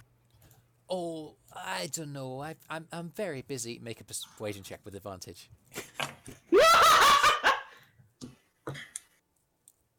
You roll a 5. Oh, you've convinced me. Yep. 12. Oh, go on then. She kind of like moves over to the fireplace. She puts the kettle on. It's whistling. She makes a cup of tea and And then yeah. I can help you with the books if you like. I'd love that. That sounds exciting. I used to help my grandpa, his library, Your grandpa? his books. Yeah, my grandpa. What was his name? Oh, Ronzu Thunderden. Thundon. That's it. Yeah, Thundon. Where did you grow up?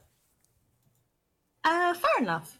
Fair enough. And basically, as you two are like sharing about each other, your gnomish sort of like cadence takes over, and it's a lot quicker than standard common parlance. So the rest of you are watching as these gnomes just go and just like talking. They seem to be just talking to each other really quickly, and neither of them What are giving kind each of other cool space. information do I learn? Make a perception check. Do I Are they catch the also odd speaking word? Gnomish? Yeah, you can make a perception check to try. Oh wait, are they speaking in Gnomish? Nah, I mean, Have they switched into Gnomish? I don't know. Think Ella. Does Ella slip? Ella through could a make that persuasion? call. Yeah. No, I think she would stick. Okay, I got a 17 then. You pick up them talking about each other's families. Melissa's family, sorry, Melinda. Oh my goodness, Melinda's family is Dogborn, born and bred, and they're often working in the foundries that have appeared in the last 50 years. We learned from her, and they basically make like metal for a variety of purposes. Some industrial, a lot of weapons making for the Empire, that kind of thing. She is kind of away from the block. She's into her The library. books. This is the only library in town. It's very small, and it's kept going basically through her sheer determination, which, yeah, there's a certain charm to her. You pick up obviously the name of Ella's grandfather, and some talk about her family in Farenloth. Yeah, bits and pieces. Okay. Okay. So yeah, Ella seems pretty settled. What does everybody else want to do? Oh yeah, she's like cross-legged, cooking her. You've lost her, Brüz will guys. wander off looking for the best chair to come back to, but then head into the the stacks of books to find just odd tomes Okay. with interesting covers. Okay. Make an investigation check.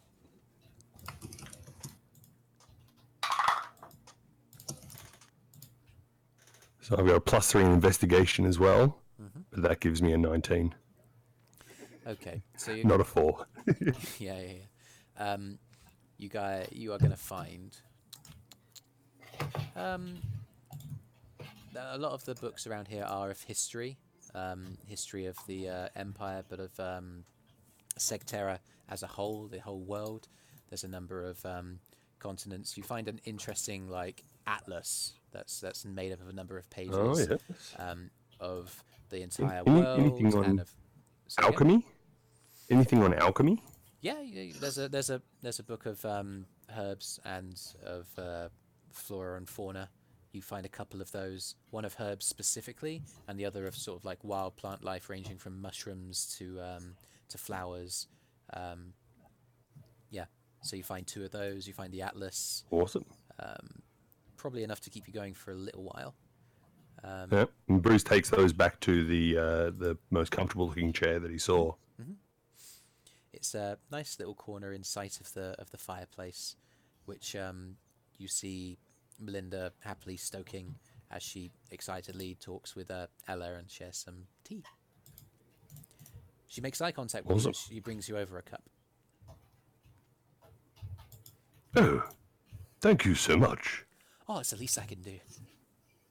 She kind of trots off. Before you, Yeah. I do mean to ask, your fascination with the armor and the sword.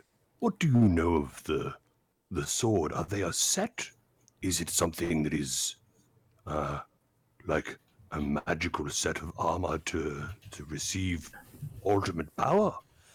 Or is it just a bunch of things? Well, I don't know about ultimate power, but I do know that that the Distraxkit I keep on mispronouncing it, and I've just written it so many times I've not actually pronounced it. The Distraxis Enclave were a group of dragon slayers from only maybe a little while after the calamity, when the world was still wild and dragons kind of roamed everywhere, and it was very dangerous. They made themselves enchanted armor to protect themselves from dragon flame, and they each had an enchanted blade and an enchanted dagger that did additional damage to draconic foes. And yeah, I mean, I've picked up bits and pieces about where they were located, the Trine Mountains obviously being the main place, and yeah, that's where the base of operations was. Apparently each member did have that equipment as standard, and then each of them took specialisms, and there's so much. Do you know how many members there were? Sources vary on that point. I mean, some people say it was only a few dozen. Other sources say that it was 100 strong at some point. Oh, I see. Yeah, it's difficult to know for sure. I suppose it depends on what period of history you're looking at. I'm sorry. I mean, I've learned so much about the. I didn't even know if it was really real. You people have walked in, and there it is. Brüz just quietly pulls out the dagger and goes, "I found some too."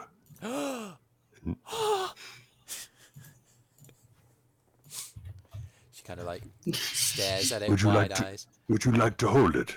Yes. And Brüz hands it over. She takes it, and it's obviously in the sheath, and she kind of like very, very carefully draws it, and she's like, "It still looks so new. It looks like it's just come out of the forge. That's so exciting." Well, it got used the other day. On some wyvern. Oh, wow. I mean, was it more effective than a dagger? I believe so. Oh. I don't use daggers much. Rather like stabby. So uncivilized. Oh, okay. My goodness. That's exciting. But it seems a handy toy to have, don't you agree? Oh, of course. I mean, if it's more effective against dragons, and if dragons are returning, then it's definitely something to keep close, I suppose. Indeed. Thank you so much for letting me hold it. It's beautiful.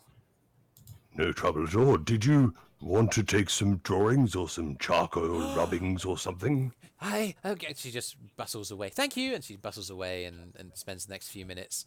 Ella, you watch her kind of make her way over to a piece of paper, and she makes and attempt to draw it. She takes her time with it, which gives her advantage on the performance check. It's functional. It doesn't particularly get all the best elements of the design. You get a vague sense of the general shapes there. Yeah, she notices. She inspects it. She notices that there's some engravings along the metal itself that appear to be forged into the metal. She writes down those, and yeah, she's happily adding to her research notes. Cool. Is there any other business anybody else wants to get done while they're in here?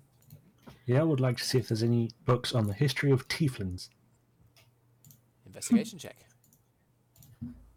I'd like to look for a book in Elvish. So that's a natural 19 plus investigation is +3. So that is 22.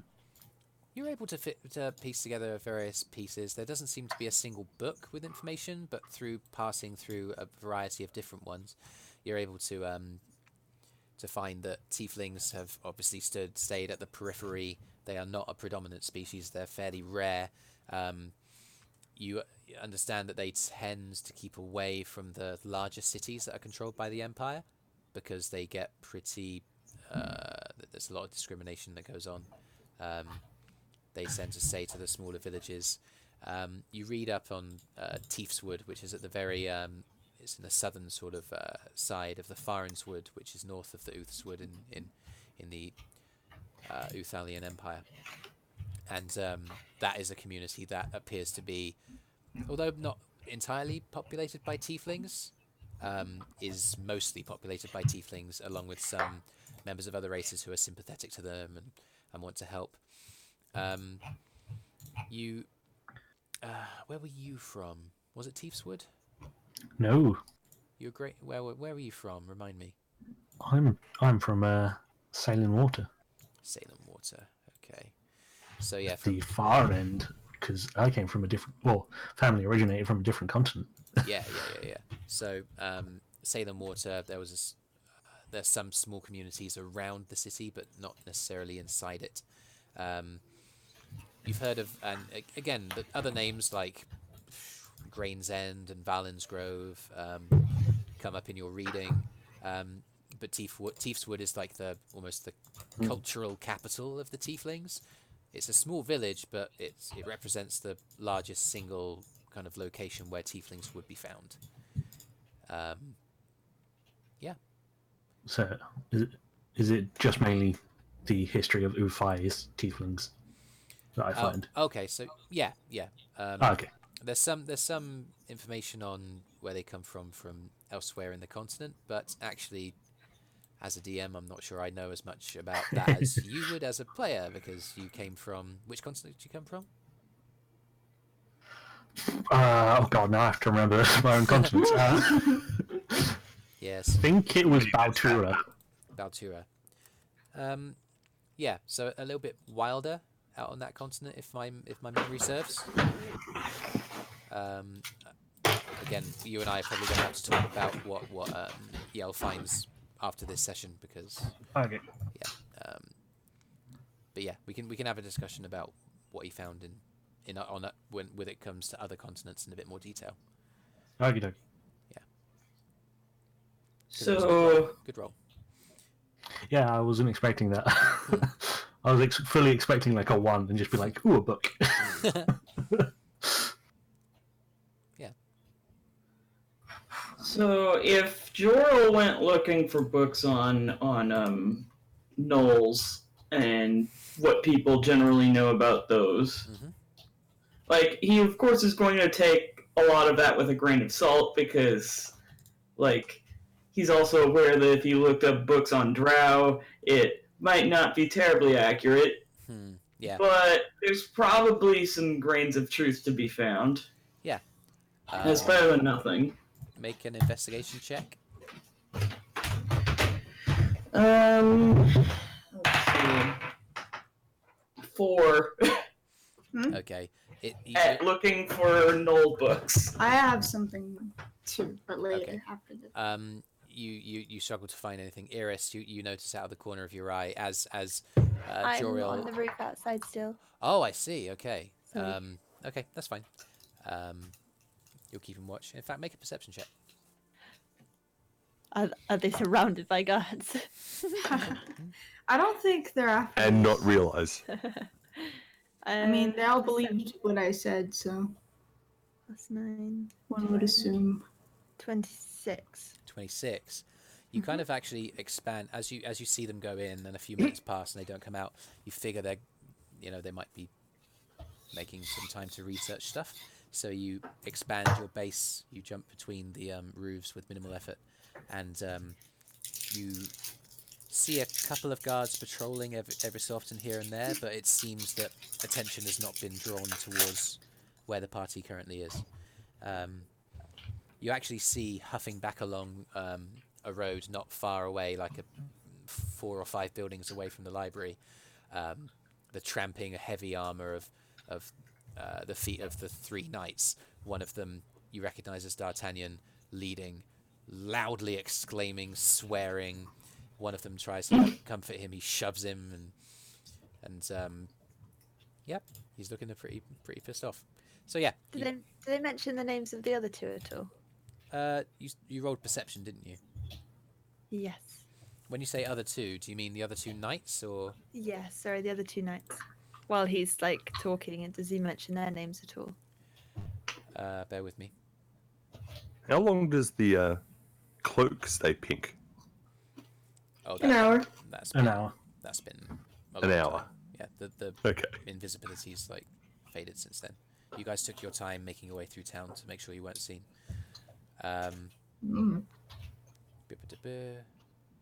Where? Okay, yeah, sorry, excuse me. I was looking for the names. Sir D'Artagnan, please calm down. God damn it, Montague!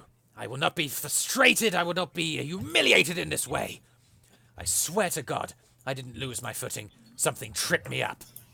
Sir D'Artagnan, God, shut up, Hemming! Okay. Okay. I think they'll believe the fact that he's unreasonable. Mm-hmm. Yeah. He sounds like somebody who got his position because his dad's like the captain of the guard or something. Who knows? He's acting like It that. doesn't matter. The point is, my story was believable. Because I know what kind of guy he is. Yep. Sure. He got fussy over a wizard. All right. So I'm losing track. What did anybody? What did I want to do? anything? What did you want to do? Yeah. I want to ask the librarian if there's like an Elvish section, as in books written in Elvish, or if it's organized by like what the books are about or what. I don't know how your library works, is essentially what I'm saying. Oh, sure. I mean, we have a few books in other scripts. I've actually penned a few myself in the old Gnomish, but we have a few. Let me go and see. She goes into not the next shelf, but the shelf after. She turns left. She runs her fingers along the shelves. She grabs a stool and stands on it. She then puts a stool on top of the stool and stands on that. Oh no, that's not safe. It's a little bit precarious, but she makes it work. And she If she falls, I'll try to catch her. you know what? You've convinced me. Let me roll for it.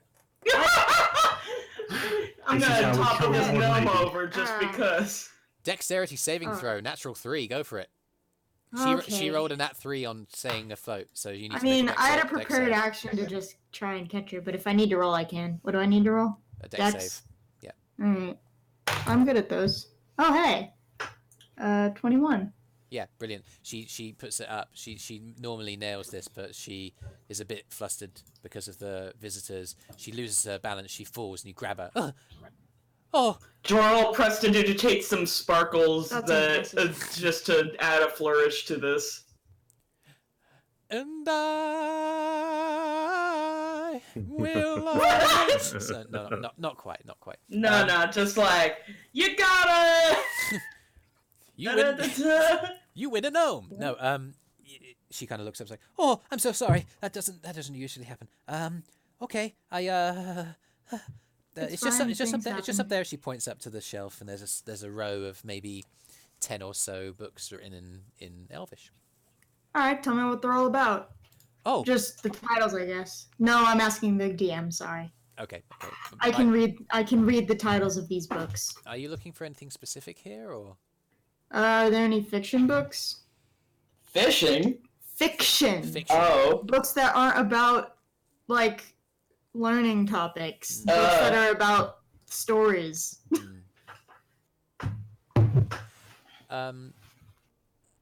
Yeah, there is one, and it takes you aback because most of them are history. There is only a single fiction book, and it reads Caverns and Wyverns, and you're intrigued by it, and you pick it up. You recognize the word wyvern. That's obviously something that's still a bit raw. You pick it up, and it appears to be a fictional adventure of a group of adventurers who spooky. travel the world, trying to seek the truth about one of their party, who woke up as amnesiac.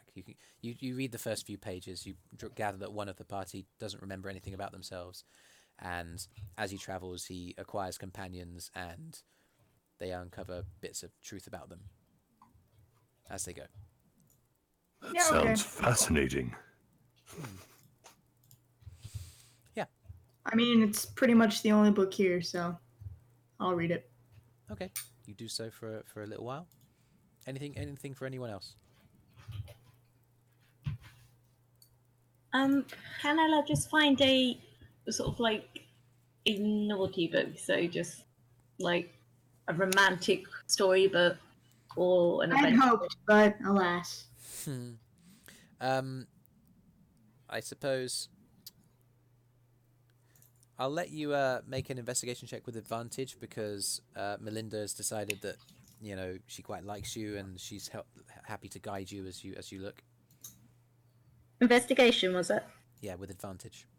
Cute. 13. 13. Not really anything that really hits the target. There's a particularly like smutty one that's really low brow. It's called Tusk Love. Is it about orcs? It's a forbidden romance between a half orc stable boy and the noble human girl who lives in the household. And yeah, they sneak out. It's pretty like lowest common denominator. Really. A real bodice ripper, this one. Yeah. Is it like Mills and Boone? Mills and Boone. I don't know what that is. Sorry, what? Is it James, illustrated? are you serious? You've never heard the name Mills and Boone? No. In regards to Hang on. Should I have done? Does it have a cover picture of a the shirtless synonymous romance, like the one that's left at the train station, or the one that's left in a train, or something. The romance bottle with like Fabio on the front. Oh, drawn Fabio, but a half orc. Yeah. I mean, this guy. So Forgio. The half orc is named Oscar in this version, but yeah. But the model for the front cover was Forgio. Oh, I see. I gotta be honest. I don't have a massive penchant for this kind of novel myself. But surely you've seen the pop covers. culture level of a Mills and Boone book is an amazing thing. I'm gonna Google this. They are. I got it. I will show you, James. I'm gonna say, surely you have one. I don't have one, but I would go into you the have big one 7? with my best friend and we would read them. It's quite fun. Well. Egyptian Knights. Oh wow. Oh yeah. Yeah, The Hawk and the Lamb. I'm learning something. Oh my goodness. Oh, mate. Passion's The book. Mistress. What kind Yes. of smut is this? And if you have images up on your screen, James, and any of them are every one of those dudes is Fabio. Oh wow. Oh my god. So you imagine him, but half orc. Yes. Yeah. And Totally. that's totally. Fagio. Okay. Yeah. Fagio, the half orc, is the model for the cover, even though Oscar is the character in the story. Okay. Sure. Yeah. We'll go along with that. That's great. Ella takes the book. Anyway, is it illustrated or not? That was my question. Oh my I would like an answer to the question. Fabio. Sorry, can you say that again, Kyro? Is it illustrated? And also, this is out of character. I mean, as Ella opens up, there's a number of pages in the middle of the published work that seem to be some kind of hand-drawn, beautiful scenery. It's of like a farmhouse, right? So there's beautiful fields and a large building, and there's a stable, and there's a close-up of a Oscar, and it's not quite porn. It's fucking porn, guys. Of course not. but it's very artfully done. It's called erotic fiction. It's erotic. Yeah, it's erotic literature, not pornography. There's a difference. Somebody lovingly rendered this. Yeah. It's the difference between slander and libel. Yeah. Okay. Cool. There's a clarification for the courts. Anyway, I'm reading a tasteful adventure novel, apparently. I mean, tasteful. Why didn't you make like a? Are there sex scenes in it? Because that'd be great. Make a general intelligence check to see how far you get. I might not get to that part today. Is what is probably going to happen. Make an intelligence check just to. If it's not in the first chapter, it'll probably not be today. Okay. Why would it? No, you have to make them work for it. I don't know. You don't give away all the porn in the first chapter. You Even in a romance novel, the first chapter's for introducing the characters. This better not be a part of the series, is all I'm saying. Because I only have the one. All right.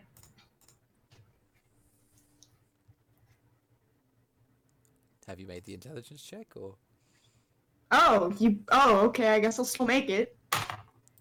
I've got a. This is a straight intelligence check, right? It's a 3. Ah, okay. I got a 3. You get a few pages in, and you're struggling to follow it. There's a funny. It's handwritten, and it's a funny handwriting that you can't. Oh God, no! It's difficult to decipher. It's difficult.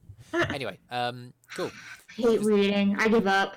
Does anybody else have any other things they want to do in the library? You're fairly sure enough time has passed now. Do you need help? Do you want me to read it to you? Was Joril asking him? He sees the pained look on your face, and he's like, "Do you want me to read it to you?" Like an audio book read. He's quiet enough. Okay. He's not gonna draw attention to you. He knows it'd be embarrassing if you drew attention. I mean, if you want to read it out loud to everyone, go ahead. And so he takes that as a yes, so he will take the book and get all his pups around and read them and read you and the pups a story. Okay. It's a beautiful image, and one of the larger pups nips your toe as you do with affection. Cool. Anything else? No. Eventually, you guys become aware that it's probably like coming up to mid-afternoon at this point because of the meanderings that we've had trying to get into town and trying to sneak around. You're pretty sure that the town is large enough that by now you could probably begin moving around. And there's a minimal chance that you'll run into the knights or the particular knight D'Artagnan. But probably not in a town this big. He's probably gone back to whatever, castle or fortress he's assigned to. Unless he's just that petty, which I would not put past him. Yeah, maybe. If we are on our way out, Yeah, I would like to say to the librarian in Gnomish, thank you for having us. It's been great. Thank you for letting us use your I'm pause for a assuming that I'm second. sleeping here.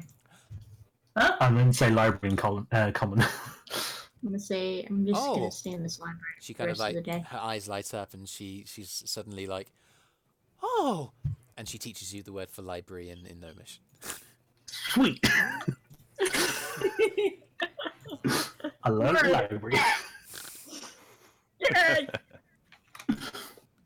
And she says to come back anytime in Gnomish, and I'm not sure as to whether or not you'd be able to understand it. Intelligence check. Yeah, go for it.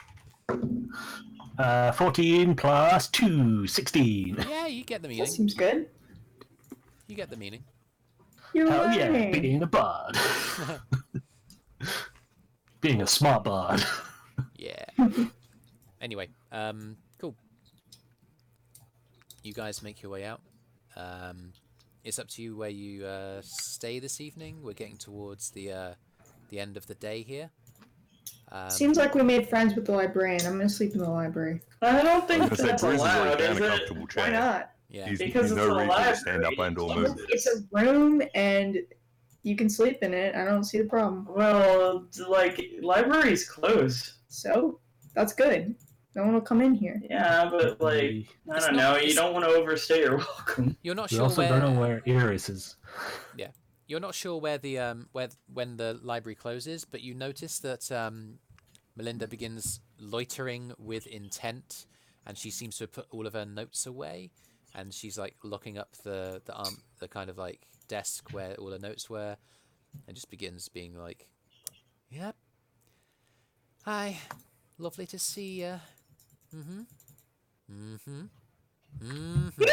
Time to go. I think that means we should go. All right. Brüz has not noticed. He's totally engrossed in his book. Yeah, I think In that his comfortable chair. Joril's gonna be like, I think that's our signal to go. How far did we get in the book, though, with your reading out loud? I don't know. How far did we get? Hey, James, how far did we get in the book? I mean, it seems to me like you weren't really doing anything all day, so it's a number of hours. You probably got like halfway through it. Cool. I don't know. I think you might check the book out. Is it good? Oh, okay, we can sort you out. She kind of like takes out a piece of paper, takes your name, writes down the name of the book. How long would you want it? He thinks he's like, just long enough to read the rest of it, I guess.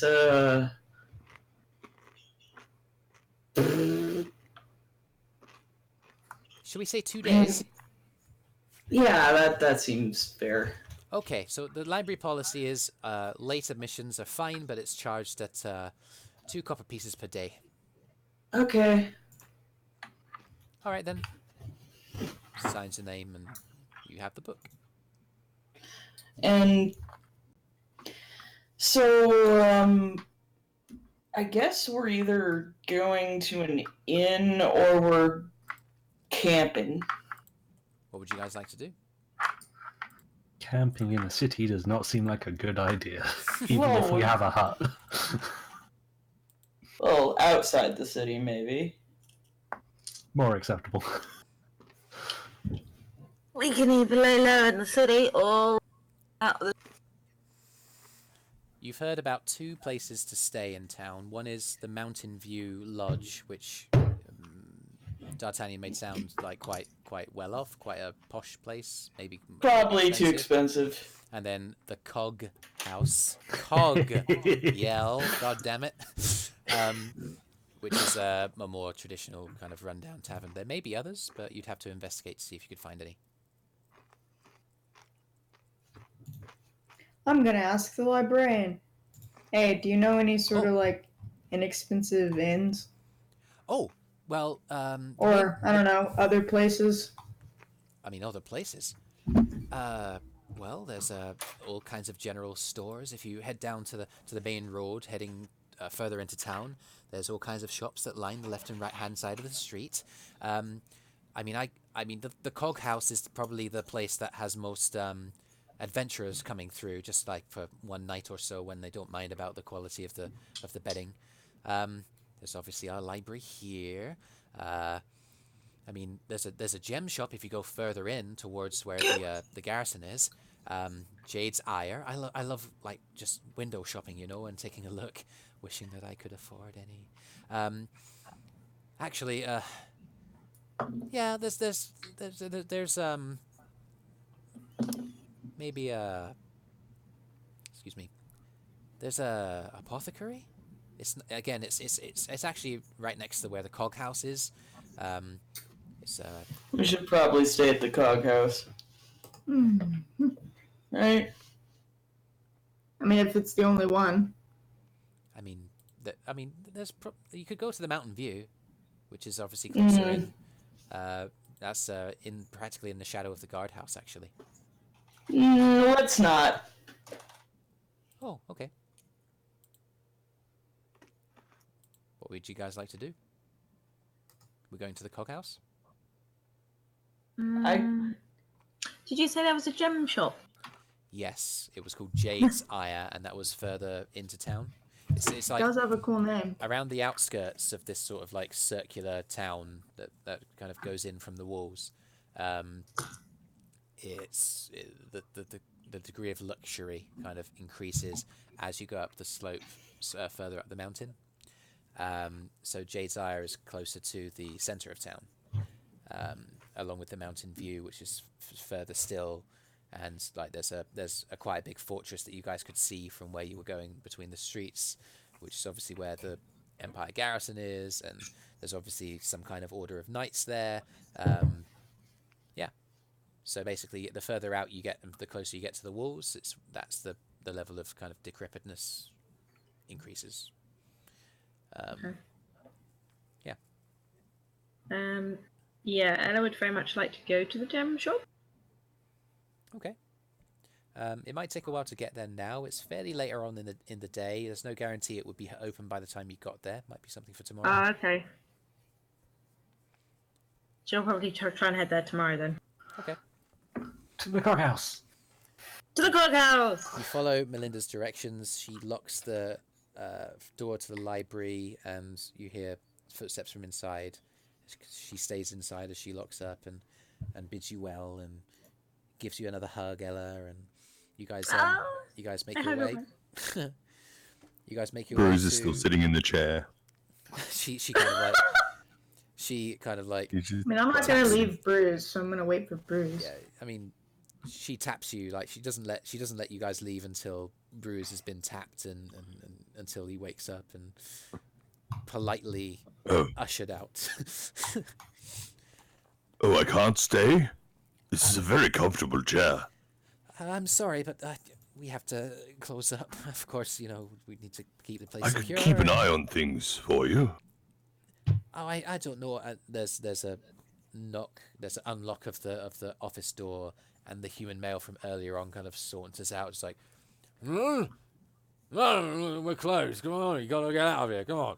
He kind of comes over and begins like ushering you out and gesturing towards the door. Oh, dearie me. All right. Yeah, you come back tomorrow if you want more books or whatever. Puts the books down and mumbles back in a similarly intelligible way, and then makes the sound of like a growling dog just behind the guy as he leaves the room with thaumaturgy. Okay, yeah, he manages to stay on his feet. He doesn't get scared off his feet, but he moves around and he clatters into one of the shelves and yeah, he's spooked. Joril. Brüz walks outside to join the others. Joril wants to at some point have like a group meeting to talk about like what he plans on doing in the future. Sure. I guess. We'll say that you make your way over to the coghouse. It is run down. It's made of stone, but it's the kind of wooden interior.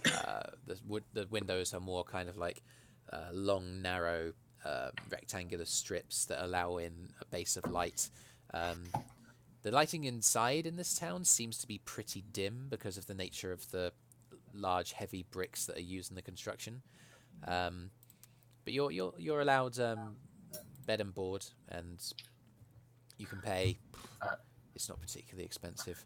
Let's say like 3 silver pieces for a night of stay. Got it. That'll be. Has anyone got Eirys?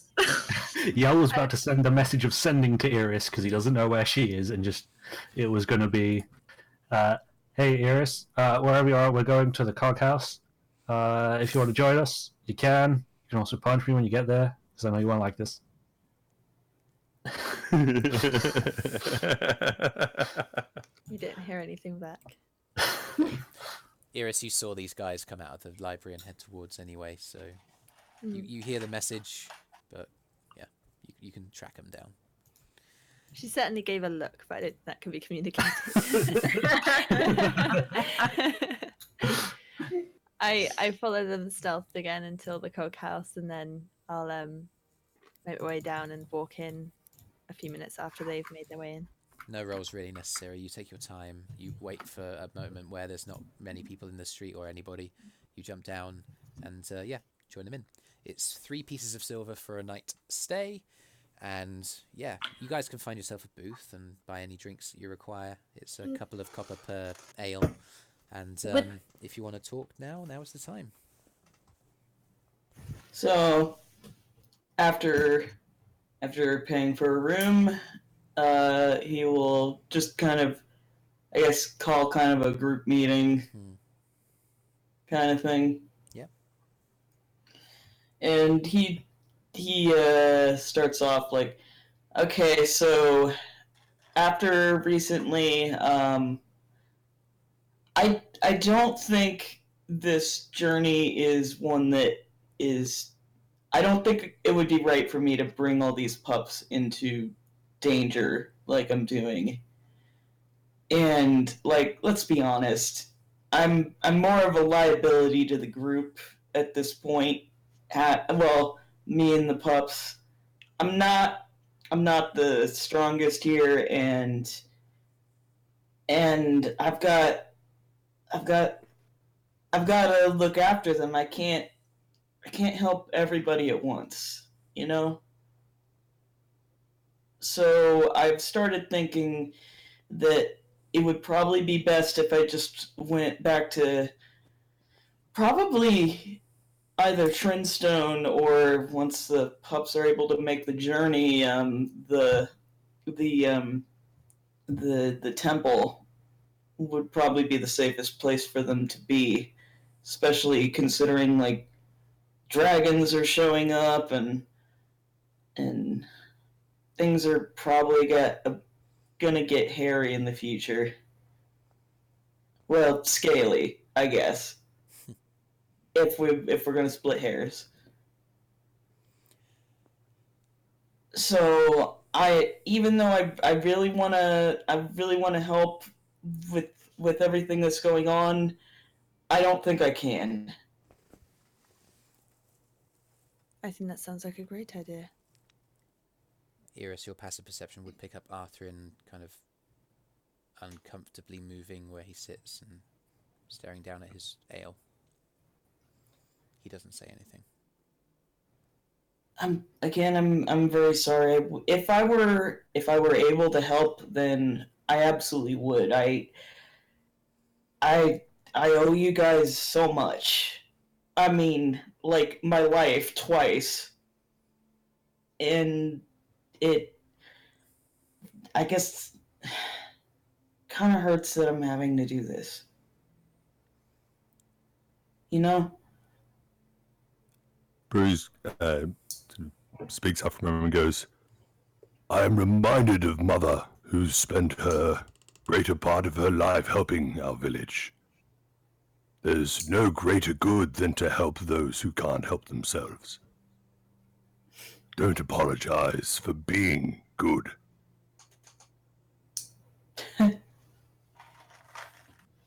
I don't think anyone's ever told me that before.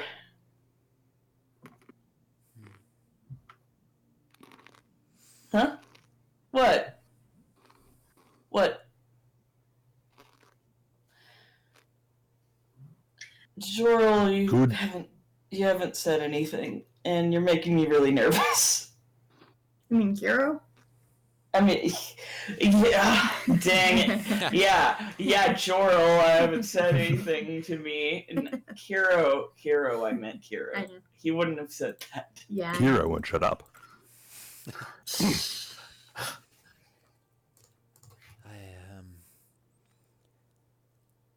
I mean, I appreciate what you're trying to say, Joril, but I don't know if there's somebody who's the weak link in this group. Don't you think it's me? And he's like, you scared away a dragon. That was the bluff of my life. I don't know that we could have actually fought it. I don't know if... Listen. Yeah, obviously some luck played into that, but you still met it. If a lesser person had done that, they wouldn't have been able to pull it off. Right. Like, don't write yourself off. Like, look how far you've come, and you've got even farther to go. And like, I mean, what? Like, how many times have you died? Exactly. Well, not... Yeah, I haven't died. That's true. I just guess I don't... I don't feel as powerful as I guess you guys look. You do some pretty crazy stuff. I watched Ella bring you back to life. Yeah, and that was amazing too. I mean, you're all such strong people, I guess. I don't know if I'll ever be able to really measure up. Well, not with that attitude. It's not a competition, Arthrin. Yeah, I know. But let's go back to the point in question. Are you suggesting that you leave us? Yeah, unfortunately.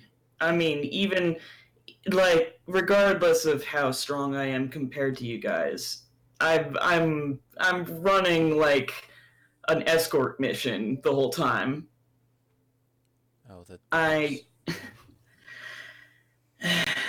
And also it wouldn't be fair to them. I shouldn't be taking them into wyvern-infested wilderness all the time.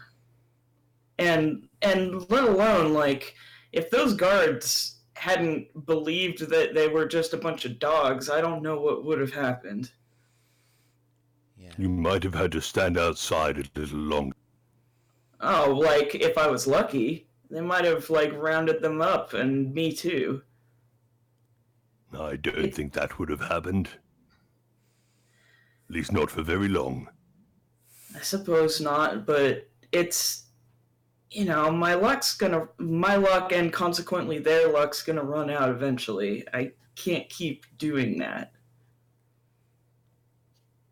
Aren't you going to have to travel back through wyvern-infested lands? I know. The temple? I know. Yes, but I don't know, maybe I can find a merchant caravan or something to travel with. Yeah, That's not probably what we'll end up doing. What? What? What'd you say? Yeah, that's probably what we should end up doing. What are you planning on doing? What do you mean?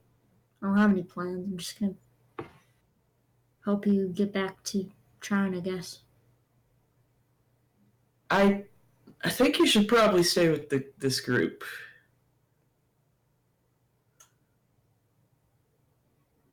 I mean, we can't, like, I mean, I have to go back, but, like, someone's got to stay with these people and help them, right? Looks at the others.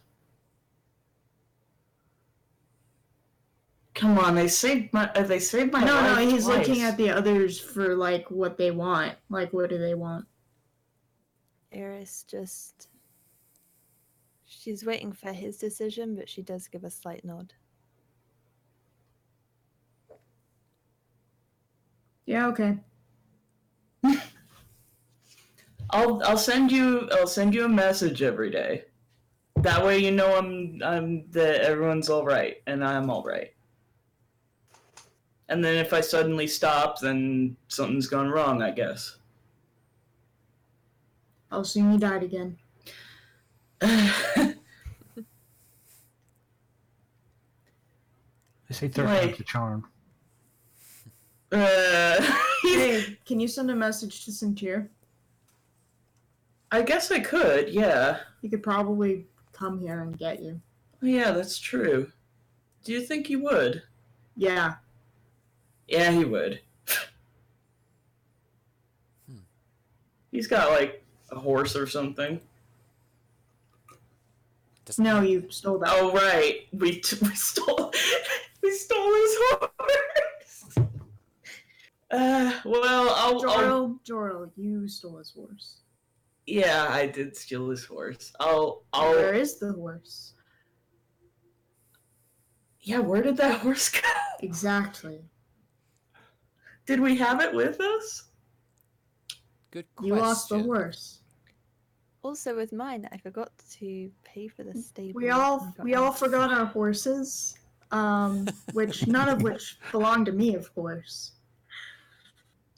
Right. I rarely forget We'll things have like to, that. we'll have to figure that one out. You may have come here on 2 horses.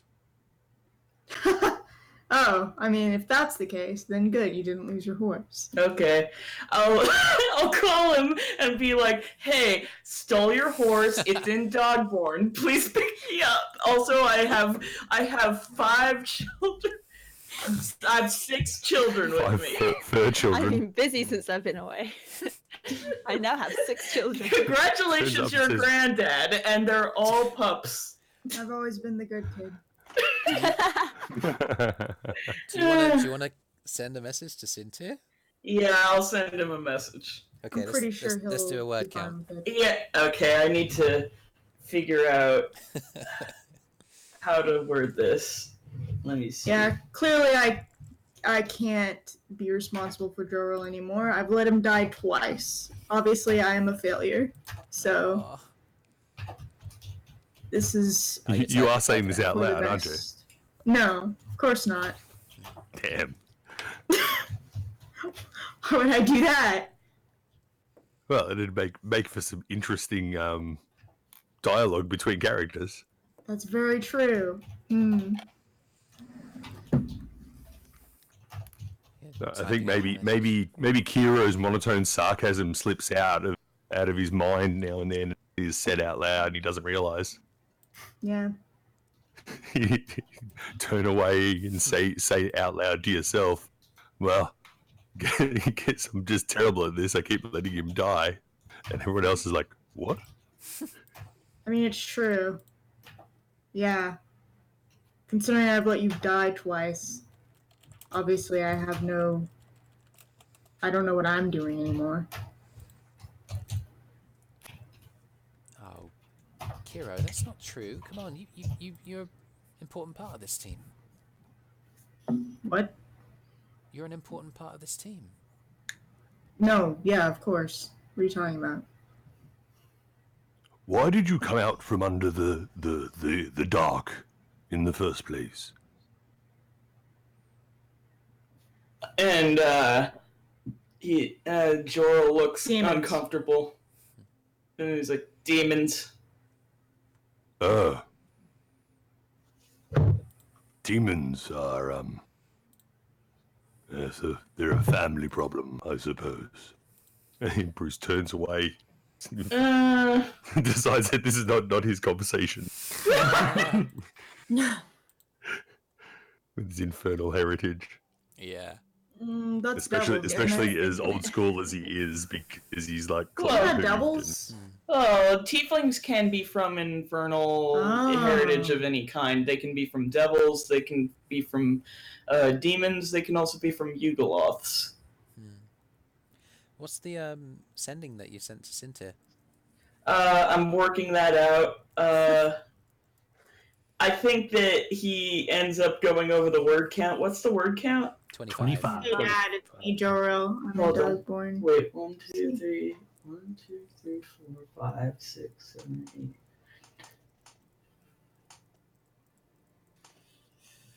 Oh my god, sending works across planes. Ah, Yell can annoy Eirys across every single dimension in the multiple. Oh my This is- God. this is- Okay, this is Oh, that's great. This is the message. this is the message. It gets cut off. Okay. Hey, Dad, it's me, Joril. I'm in Dogborn. I stole your horse. Sorry. I need you to meet up with me. Also, I have. End message. Oh my goodness. You hear kind of like the magical energy kind of almost reversing in your mind, and a voice that you haven't heard in a while now. Son? It's great to hear from you. King's blood. This must be a sending spell, right? I'll talk to Nihilus. We'll try and get to you soon. That's it. Yeah. He's like, okay, Did you tell him where to meet you? Yeah, I said I was in Dogborn. Dogborn's a city. Outside of Dogborn, then. He says he'll talk to Nihilus so Nihilus can send stuff back. Like, he can ask me questions. Okay. I've just had Because to you should have a place to meet. If they Yeah, can we'll report back figure after something that out. whole conversation that the guards think a little gnome male wizard is going to appear in the middle of Dogborn. Yep. Oh no! Oh my god! Yep. Hey, perfect! I love that. It was on purpose. I'd be like, well, it matches the description. Let's have it. Everything was a part of my Well, plan all like, he along. can't be the only male gnome wizard. It's amazing. The point is, it has nothing to do with us now.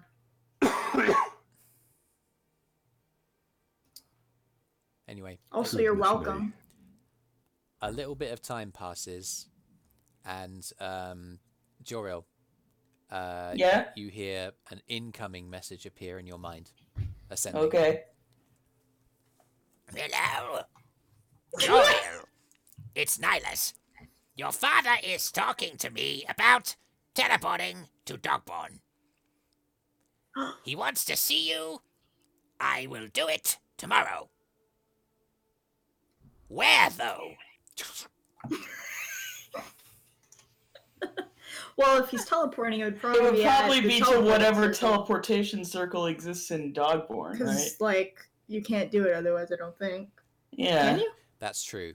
What? Usually, I would It seems like imagine. Dogborn might have one, though. I would imagine Dogborn, if they had a teleportation circle and they didn't want people to teleport armies into the middle of town or something, it'd probably be just outside the gate, right? Something like you that. didn't see anything like that on the way in. Unless it's like in a fortified part of the town. Can we You could ask go- someone at the bar? yeah. You don't. Brüz goes to the bar. Yes, hello. Can I help you? Perhaps I was wondering if in this marvelous settlement that you've created, that whether or not you had a teleportation circle that people could use. Oh, well, I don't know much about that. I would imagine it's probably held up in the garrison. The garrison. Thank you so much. And Brüz turns immediately and walks away. That's what I do, darling. And Tell them to meet you here. and he's like, Just tell them to meet you here. Because, like, you're not going to the garrison. yeah, I reply back. The teleportation circle in Dogborn is right next to the garrison, I'm staying at the... What's the name of this place? Cog something. The Cog House. Yeah, that's what it is. Yep. I'll meet you here at the Cog House. Nice. Okay. The message goes. Something along those lines. Basically, like, I'm not going to the garrison. Sure. Okay. By the way, the NPC that you were talking to, Brüz, was a dwarf that appeared to be like in drag or attempting to present as a female. Wait, what Oh. race? Dwarf. Oh, a dwarf. A dwarven. How do you know it's not just a woman? Yeah, like, some dwarven women, like, have beards Yeah. and stuff. I mean, yes. I'm not gonna ask questions. Often dwarven women do have facial hair, but not as big and Not as bushy. thick. Yeah, and this is Still, it's definitely not like I a know any male. better. Well, it's none of our business. it's a male dwarf. Brüz Yeah. in drag and Well, not made quite up drag, as it's- well. Yeah, wearing makeup, and it's got a dress on. Okay, Well, I'm gonna call that drag. Like in the scheme I of things. think the etiquette for drag is that you call the person by their character's gender. Oh. The more you know. We are learning a lot, story. Goes back to their drink at the counter. Talking to the person behind the bar. Seems to already know who they are. Anyway, cool. So, you guys can take your night's rest here. It may be that Joril's solution arrives sooner rather than later. You guys can take your night's rest now, and we can end the session here if you like, because it's getting kind of late in the UK. All right. I don't know. It's up to you. It's You only, might... 8 it's only 8 a.m., Jen. Oh god. Yeah. So Whatever you want to do. I'm It's early. like no pressure. I'm kind of feeling So- that I'm kind of feeling like it might be quite cool to have a little encounter with Cynthia and Nihilus the next morning, and, That'll be like, fun. to say goodbye to frickin' Joril, you know, to make that. Yeah. That'd be a good time to end. Yeah. Okay then. Yes. That night then, Mhm. I don't get a room and I don't sleep in the tavern. Okay. I'm going to go out into the city Sure. and probably spend the night with one of the guards. What? So what now? She's trying to seduce a guard, get a free room. Oh. Wow. Okay. Speaking of which, are there any attractive women? Good lord. Make a There's perception. gotta be some of them. Make a perception check for the Somewhere. bar. At the meantime, Eirys, to save a bit of time, why don't you make an insight check to identify a target? Okay. I'm not even getting a natural 20. Yeah. It's actually one of the guards that that Kyro kind of talked to earlier on in the day. He tells you that his name is Michael, and he seems relatively young, kind of like early 20s, classic kind of like ushered into the military because it pays the bills, but not really sure what he thinks about the Youth Empire. His friends call him Mickey. He called. Is he so Is he fine? so fine? He's willing to let Eirys call him He's the- Mickey. He'll be whatever she wants him to be. Yeah. He's easy. As soon as you make any intimation, he is obliging, and yeah, he takes you back towards the garrison where he's staying, like where he stays in the barracks. On the way, he kind of like has a double guess. He kind of like leaves you in a tavern between the kind of opulence of the mountain view and obviously the decrepitness level of the coghouse, and meets you back there a little bit of time later after he's grabbed some money, gets a room. Yeah. Right. I've got a 13. Does 13 for the Eirys perception check. immediately go to sleep? Yeah. Is that her ploy?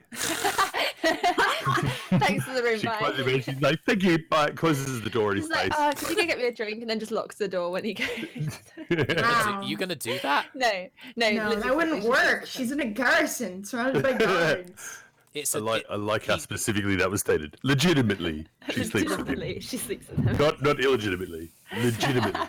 It's She an is, ultimate he is sex. too legit to quit. okay. So across the campaign, it's now Yell 1, Eirys 1. Anyway, I got a 13. 13 on the perception check. The dwarf stands out. You Great. you look around. The barmaid isn't bad looking, I suppose. Other than that, the women in the establishment. There's one. Are few in number. I mean, they're few in number. There's one that kind of grabs your eye, near on the right hand side of the tavern, like at a table, attracting a number of male attentions. Quite a big bosom. Never mind. Too much competition. Yeah. All right. I'll just hang out with Arthrin. Oh, hi. Hey. You okay? Yeah. Cool. Sometimes it can be really freeing just to sort of accept defeat. What do you mean? What? What do you mean? I mean, I don't know what you're talking about. What do you mean? My defeat? brother. Yeah, my brother. Oh. The thing that literally just happened. I mean, I think in some respects, like what he's talking about makes a lot of sense, because he wants to. No, keep the yeah, it help safe. does. Yeah, and like you'll be able to talk to him regularly. He said that he's got magic to contact you. Yeah. And there's nothing that prevents us from going back to Trinstone whenever we like. So. Yeah. Yeah. Cool. It's not like I'm going to cut him out of my life forever. Right, yeah, because like he's your brother, isn't he? Like, you don't, not gonna do that. Yeah, I'm not. Cool. Just looks at him suspiciously. What do you expect him to? That is why he's giving him a suspicious look. He kind of looks back. He rolls a 12 on an insight check to try and figure out your intentions, which basically means he doesn't really get many places. Actually, no, his insight's okay, isn't it? Let me just check. Basically, what it means is, Kara's like, "What? Did you think I was going to?" Is the expression. Oh no, I wasn't. He kind of like looks up at you. It's like, oh, I'm not anticipating that you're gonna, do anything untoward. Can I be honest? All right. Yes, please do. I think this is probably quite clear from like the temple incident, but I find it kind of hard to talk to you sometimes. Why? Well, it's difficult to know what you're gonna say, or if you're gonna say anything, and it can be hard to like make conversation that way. Well, you don't generally initiate many conversations with me, to be fair. That's true. It's probably the first one we've had in a while. Yeah. I mean, I guess I'm kind of intimidated by you sometimes. I'm sorry. I know that. No, that's fine. He looks kind of pleased about this. Being intimidating is a high compliment. I mean, what you've done on the battlefield. Do you remember those giants in Trinstone? Yeah, they're real big. You killed 2 of them. It's kind of a group effort, but I did help. I mean, getting the final blow looks unbelievable, and the way you were carving up the gnolls, and even against the wyverns, like you just hid behind one as if it was nothing, and man, you just do so much damage. It was cover. Yeah, I guess so. I don't really think about that kind of stuff in combat. He's gonna put a hand on his shoulder and just say, You get impressed really easily. I guess I'm in impressive company. Gonna try to get a read on him. Is Arthrin bi? Make an insight check. Okay. Ooh, I did good. Let's see. Wow. What's my insight? I got an 18. Okay. He's attempted to hide something and rolled a 3. Oh no!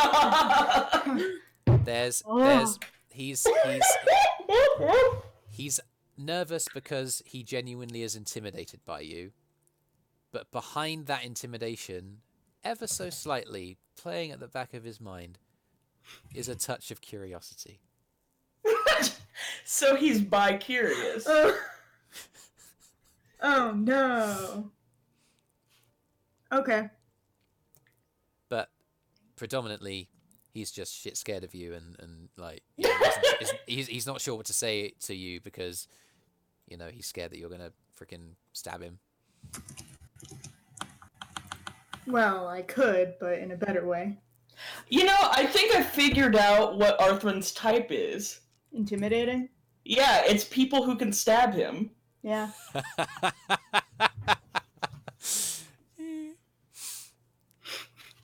Hey-o.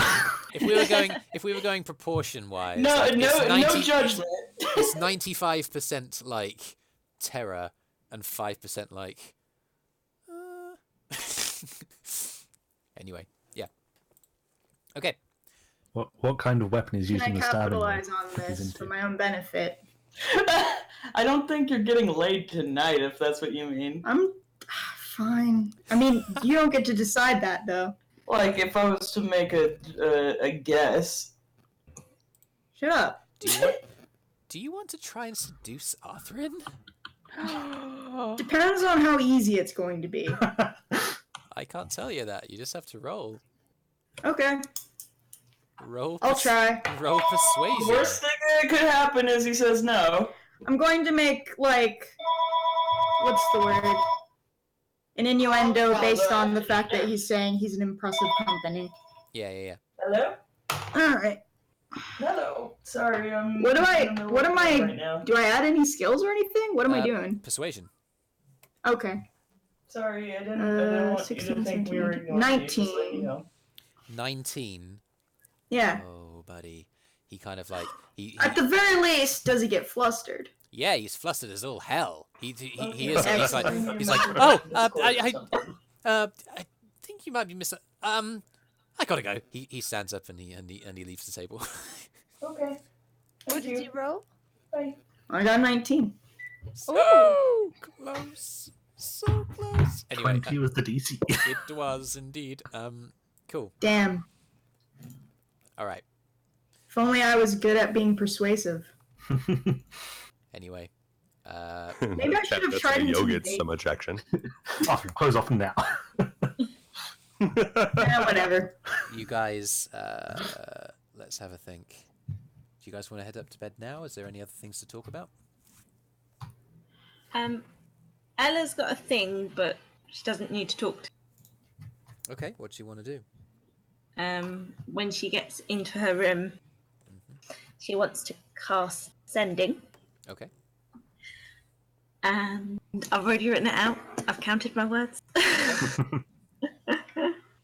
And she's gonna say, "Hi, Grammy, it's Ella. All is fine. I'm learning lots and making friends. Yesterday I cast my first Revivify. It was amazing.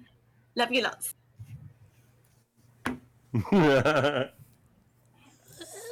Oh, Ella? My goodness, it's you! How exciting! Growing in power? Just like I thought you would. I hope you're happy, and I hope that you're safe. Revivify is strong! Well done! Love you!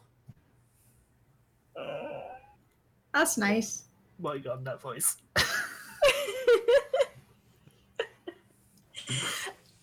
Ellison's cast sending again. Flies. Okay, yeah, cool.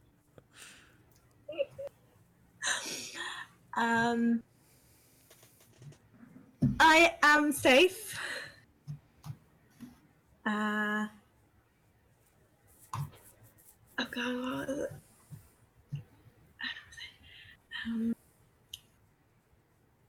Oh, I don't know what to say. It's really hard.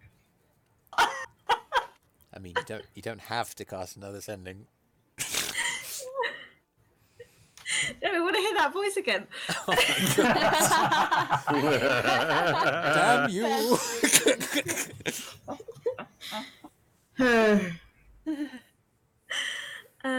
Okay. I am safe, Grammy.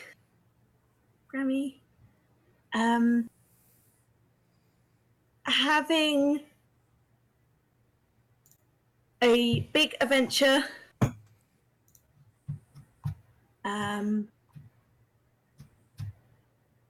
Made a new best friend. Hope everyone else is okay.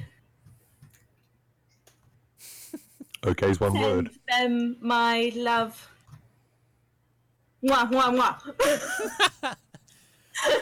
You hear the reply. I will pass on your best wishes to the family.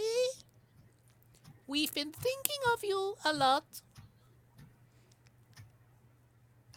Keep your friends close. Hopefully see you soon.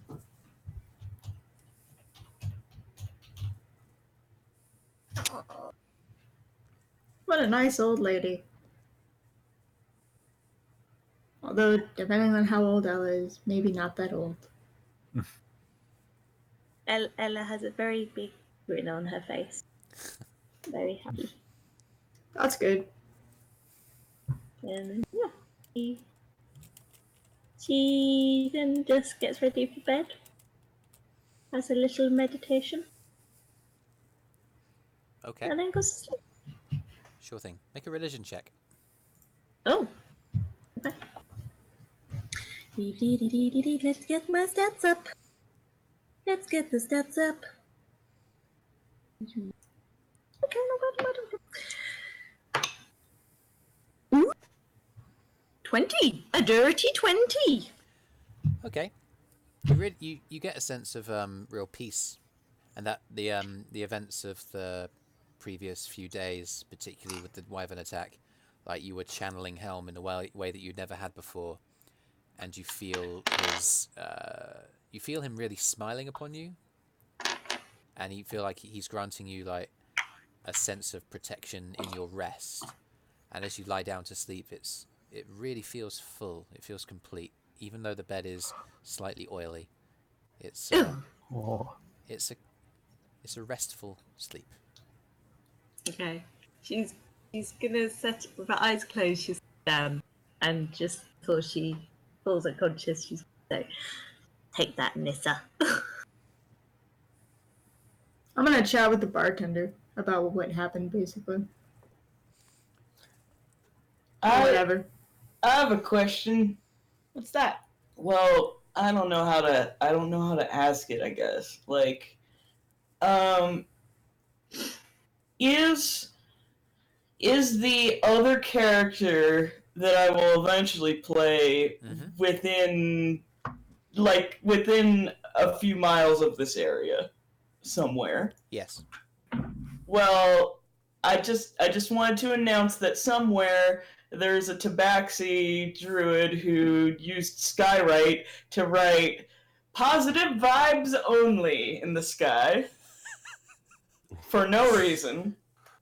So there's just that is in the sky for an hour. Okay. At some point in the morning. I'm inside, so I don't see it. In the morning. Oh, Joe, that would be awesome. Alright. It would have been diabolical. And I'm gonna talk to the nice dwarf bartender and then, I guess, go somewhere. and sleep. Okay. Just bear with me. I'm starting to lose track of my voices. Oh, it's okay. Yes, hello. I don't have to. How are you? I'm fine. What's your name? Oh, I'm Madge, darling. Nice to meet you. You too, sweetheart. Where are you from? Haven't You seen know. your kind? Here and there. Really? I don't think so. Well, I'm an elf. Yes, the pointy ears generally give it away. I'm just... Well, you know, I don't want to be racist or anything, but... You know, that particular pigment isn't, seen around these parts.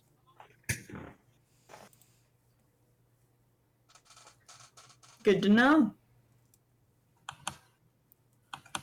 Can I get you a drink? Or are you just going to stand there and take in the scenery? I don't... what kind of drinks are there, anyway? Well, we have our That basic was out of ale. character. Oh, right. I don't know how to read. Our basic ale, which is a new brew. It's called Rat's Ass. I'll tell you, we also serve, you know, spirits. There's a rum here. We got homebrew gin. That's got to be my tipple of choice, I must admit. You brew it yourself? Well, you know, I don't like to blow my own trumpet, so to speak, but yes, it's my own. You know, I think it's quite good. Sure, I'll have some of that. All right. Well, fantastic. Well, why don't you have a little bit of a taste? I'll let you have it on the house. All right. Just pours like half of a shot glass and slides it over. I'll drink it. It's very, very sweet. Very sweet. You get the sense that it's made from, you know, some kind of sugars or something. It's, you know, some moonshine is made from potatoes, but this is obviously made from a sweeter base. What do you think?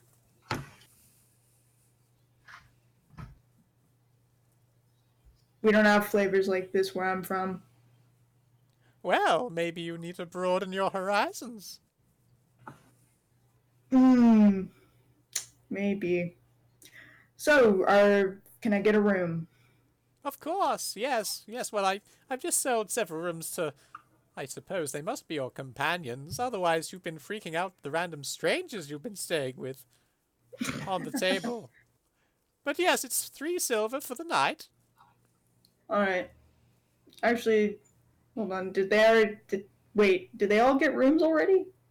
Yes, I just dealt with the last one. Oh, alright. Well, good to know. Which room was the other drow in? Oh, yes, well... I wasn't going to, you know, assume that you were related, but, he's in room 7. Thanks. I'll go there. All right. That was out of character. He's just going there. Ta-ta! Waves. Yeah, I didn't like that drink. No. It was very sweet. No. It was awful. It was like a bag of Haribo Tangfastics. I hate it. Out of DM, Jameeesh loves it. Anyway, cool. Good for you. You guys have That's your the nights. end. Yeah, you guys have your night's worth of rest. You wake up the next morning, and I'm gone before he wakes up, and I go back to the tavern. Sure. As you guys come downstairs, Eirys is sat at a table. As soon as a bar worker who wasn't Madge, somebody else doing an early shift, as soon as the door opens, you swept in. Oh, welcome. Everyone likes an early morning tipple. Brüz would have been up early. Okay, sure. You watch as the worker there unlocks the front door and lets Eirys in. Joril,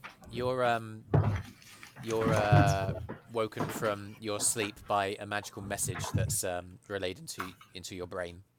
You're being woken up, by the way, by a magical message. Oh, yeah. She just got back.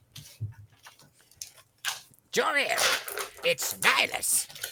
We've made our way to Dogborn. We're in some trouble, I think. They think I'm a crazy gnomish wizard. Not sure why. End of message. I'm in the room with you. He says, I just got a message from Nihilus. He says that he's in some trouble because they think that he's some sort of crazy gnomish wizard. Isn't he that, though? Well, is this like unusual or something in some way? I think it is. Okay. What did you tell the guards? I just told them that, like, it was that way. Why? Okay. Well, I'll tell them that we'll be there in a bit. Okay. Alright. Can you just like keep an eye on the kids for a bit? What? I can't bring a bunch of gnoll pups with me to go pick up everyone. Alright. So yeah, he's just like, great, thanks. Okay. So yeah, you're looking after all these gnoll pups now. I'm basically being cool. So and I'm very good with kids. He sends a message back that was like I'll be there as soon as I can. Okay. So he takes off in the direction of where he thinks the guard zone is. The town generally has a vague slant uphill, and the further up the hill into like the lower mountains you go, the more garish it is. The garrison stands out. It's a big old castle. You make your way in the direction of the castle. Before too long, you are there. There's a couple of guards stationed outside. They bid you halt. Halt. I do? Who goes there? Hi. My name's Joril. Joril, state your business. I'm here to meet up with my dad and his gnome friend. Gnome friend? Haven't heard anything. No, wait, I've just come on. He doesn't understand. The other guard steps forward. There was at the teleportation circle, there was a crazy gnome and a drow, same as him. Oh, really? You say you know these people? Yes. They came to pick me and my dogs up. There's a sound of a small explosion in the middle distance.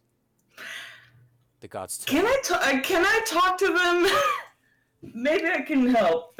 Make a persuasion check with advantage. Okay. Okay. And that's a crit. Okay. They kind of go. Yeah, okay, off you come. Yes, come on, that's... they lead you inside, and they take you inside the castle itself, up a corridor, up a small flight of stairs, down another one. They seem to know where they're going to get to the teleportation circle that apparently is inside here. Okay. They pass several guards, they're challenged, they explain the situation, they're let go. And within a few minutes, you enter into a large hall where an inscription similar to the ritual spells you've seen Ella cast, and then a couple of nights ago you saw Yell cast as well. That's there, and it's much wider and larger and more ornate than you've ever seen an inscription of this kind before to be. It appears to be scored almost permanently into the stone, and stood there, resplendent in white plate, paladin armor, flowing white hair, is your father, Sintir, and with him is the short, scraggly beard, googly eyes, and eccentric wild hair, is Nihilus, who appears to have blown a small hole in a nearby wall, and he's loudly exclaiming at a group of guards who are now looking pretty terrified. Let me tell you this. I made an agreement here. It was Oh, it would kind of been more than a few decades ago. Then I could use this as much as I please. And the guards are just like they're just like, they're, like, they're just nodding their heads, just like looking. Hey guys, what's going on? Cynthia looks up. Joril, hi. He kind of like steps forwards. The guards just kind of like watch him go. They're not doing anything about it, and he gives you a big hug. Okay, yeah, big hug back. It's so good to see you. How have you Yeah, been? same. It's been a little touch and go as with a lot of things. Congratulations, your granddad. And Huh? there's, I'll explain in a bit, but start your conversation. but we'll talk about that in a bit. How is that? I mean, surely. No, I'll tell you in a bit. no. That is the greatest, worst way to start a conversation. That needs explanation. What have you made a woman? We found a bunch of them. Found? They're- Have you adopted children? Yeah, more or less. But He's very irresponsible. Meanwhile, and he's Kyro, can you make an animal handling check back at the tavern? It doesn't sound like it's going well. That would be a 15. You're able to keep them kind of composed, but the bigger ones are sort of like I'm not really trying to keep them quiet. Mostly I'm just being physical with them if they're being physical with me. okay. As they approach, you just shove them away. They don't get any bite attacks. No, like in a fun way. Okay, in a fun great. way. Okay. Wrestle. They're like Yeah, bowling balls. Yeah. You bowl one of the bigger ones into the others, and they fly like pins, and they're having a blast. Meanwhile, back at the teleportation circle. Well, I'm sure that everything is fine. It's just so good to see you. I've been excited. You know, it's sudden. Yeah. But I'm glad. I know. Glad to be And here. so basically, long story short, I don't think that a big old journey that's full of dangerous wilderness, full of wyverns and stuff. We ran into a dragon, by the way. What? Nihilus. Yeah. He stops as he's yelling at the guards. He goes, What now? Yeah, like big black dragon. A black dragon? Killed one of the kids. It was really upsetting. One of the kids. Cynthia raises his hand and kind of quietens Nihilus down. Well, it sounds like we've got a lot to talk about. Why don't we talk about it on the road? Nihilus needs to rest himself a little bit. We can make some progress, but let's just head back. I mean, which way were you thinking of going? Do you want to come back to the temple? I'm guessing that's why you've I called us think here. that would probably be the safest place for them at this point. It sounds like things are going to start getting really hairy. Okay. Well, why don't you I take mean, us... if dragons are showing up, you know? We, He looks at Nihilus. We should probably tell Zendron about this. Yes, that's a good idea. We obviously knew about the one that you took care of on the top of the mountain, but another. Was it large? It was an adult, at least. I don't know how to tell if they're, like, ancient or anything, but it was definitely an adult, at least. Oh. And it was being attacked by a bunch of wyverns. The wyverns were, like, biting it and stuff, and then it came over towards us and made the wyverns our problem, too, and didn't really care about who got caught in the crossfire. Kind of a dickbag, that guy. Yes, well, the limited knowledge I have of dragonkin in general is that they tend to be dickbags. But it's concerning. How could one that's the age of an adult have reappeared? You might be able to find some eggs and hatch them subterraneanly. That's what we thought must have happened with that child that you fought, but how would an adult dragon awaken again. Time travel? That's my idea. Kyro's not there. Kyro says I know. randomly in his room No, in the I tavern, don't. time travel. That was out of character. Okay, cool. I get you. Well, I guess you can relay the information to Zendar Anyway, yourself. so like at some point when the guards aren't in earshot, you know. I tell you what, we'll make a move. We don't want to scare these little kids any longer. Well, you long whippersnappers, thanks for having us. We'll let ourselves out. The two guys that escorted Joril just look at each other. Why don't you come with us? We'll show you the exit. Yeah, okay. They take you guys out. And as you guys are just let out of like the front of the garrison, you can hear from the corridor that's opposite as they return back into the doorway, the oncoming tramping of heavily armored feet. Oh no. And as you guys walk away, there's a voice that you recognize echoing down. What the devil's going on in here? I heard something, an explosion, raised voices. Ah, yes, Sir D'Artagnan. Door closes. Well, that's not our problem. You guys make your way back towards the tavern. And yeah. And along the way, I'm like, by the way, I don't know if you've like heard rumors from the village and stuff, but all those kids I adopted, they're gnolls. Oh, okay.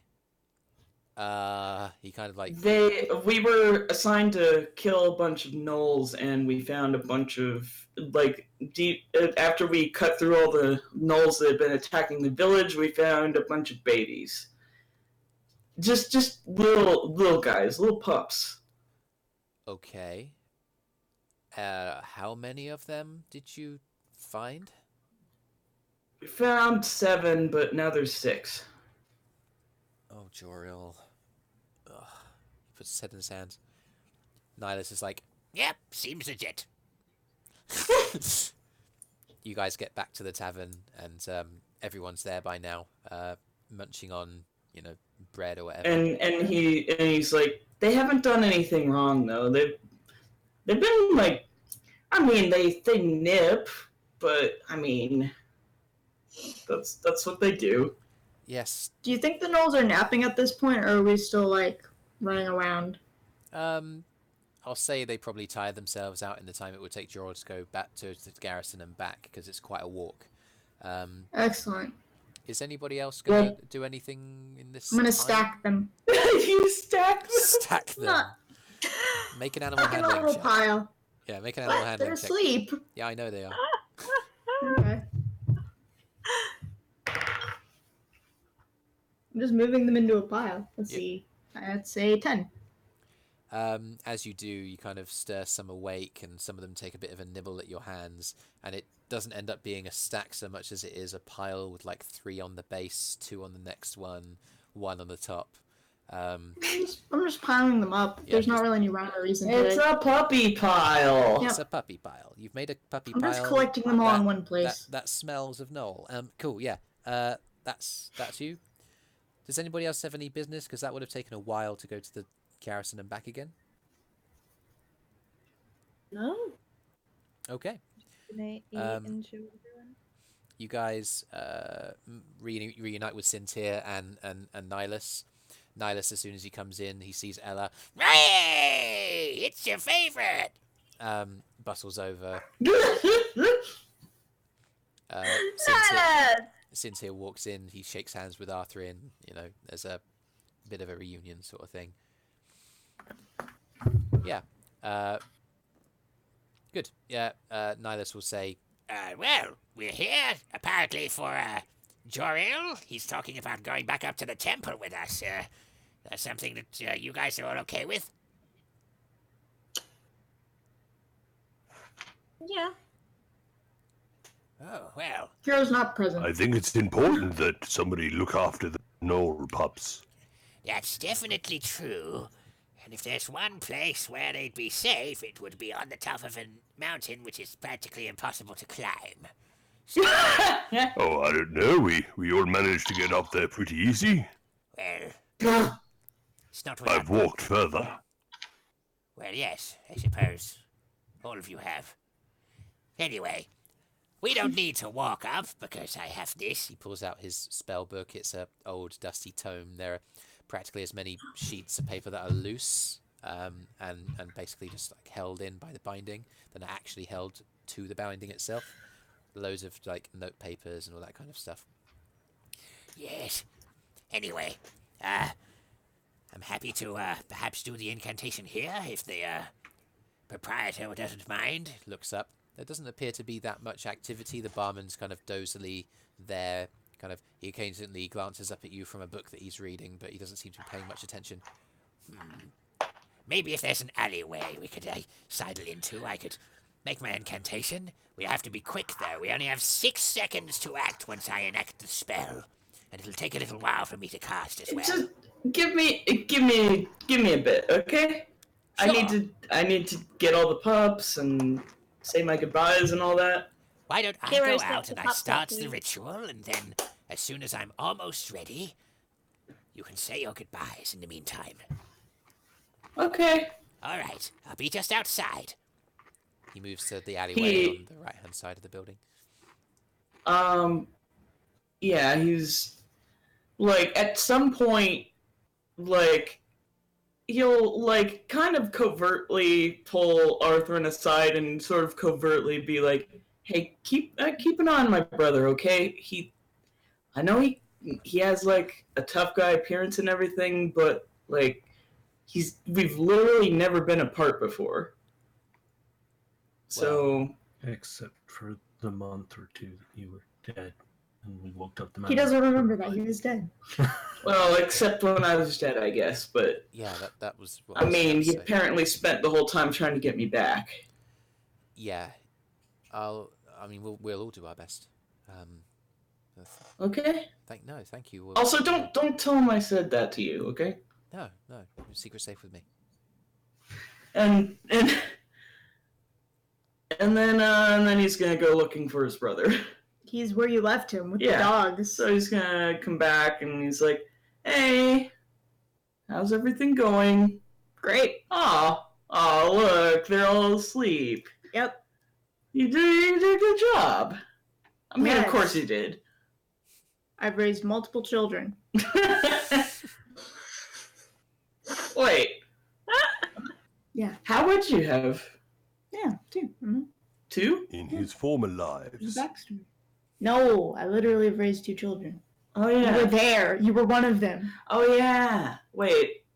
Who was the other one? Oh, Hey. Kyro's the Oh other. yeah, got Do you it. know who I'm talking about? Never mind. The other one was Kate. You know Posted the exactly what's being backstory. talked about right now. Okay. So he's like, well, yeah. Anyway, they're getting the teleportation circle ready outside. Dad and Nihilus are here. I mean, you don't have to talk to them if you don't want to. Joril, I don't care. It's fine.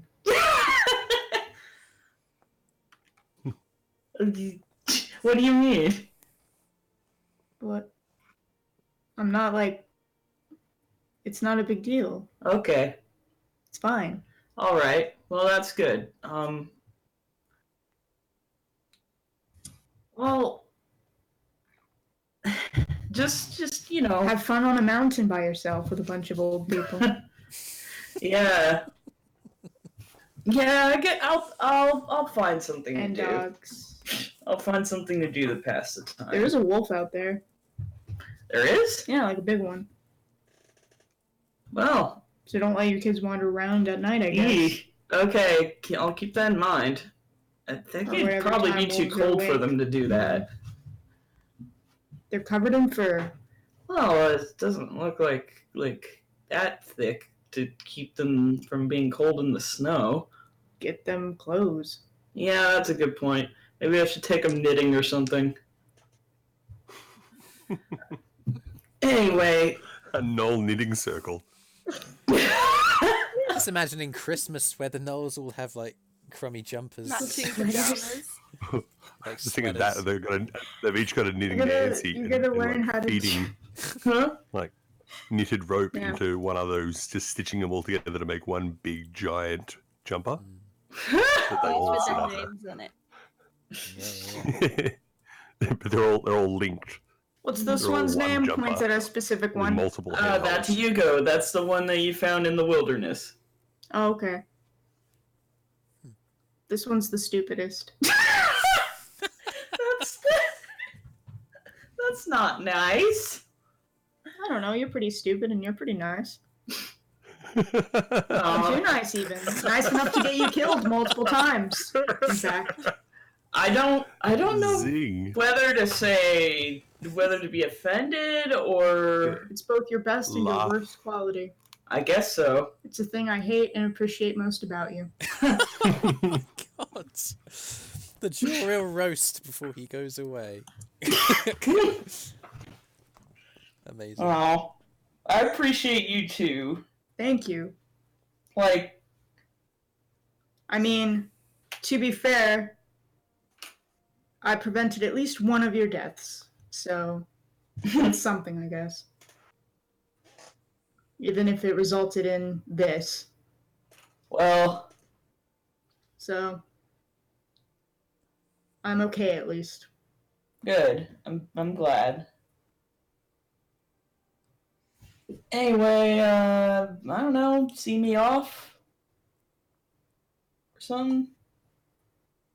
Yeah, but we're just standing here. Are you going to Okay, pick up your dogs or what? I'm gonna I start. can't carry all of them. Okay, so he starts picking up some of them. He picks up some of them too.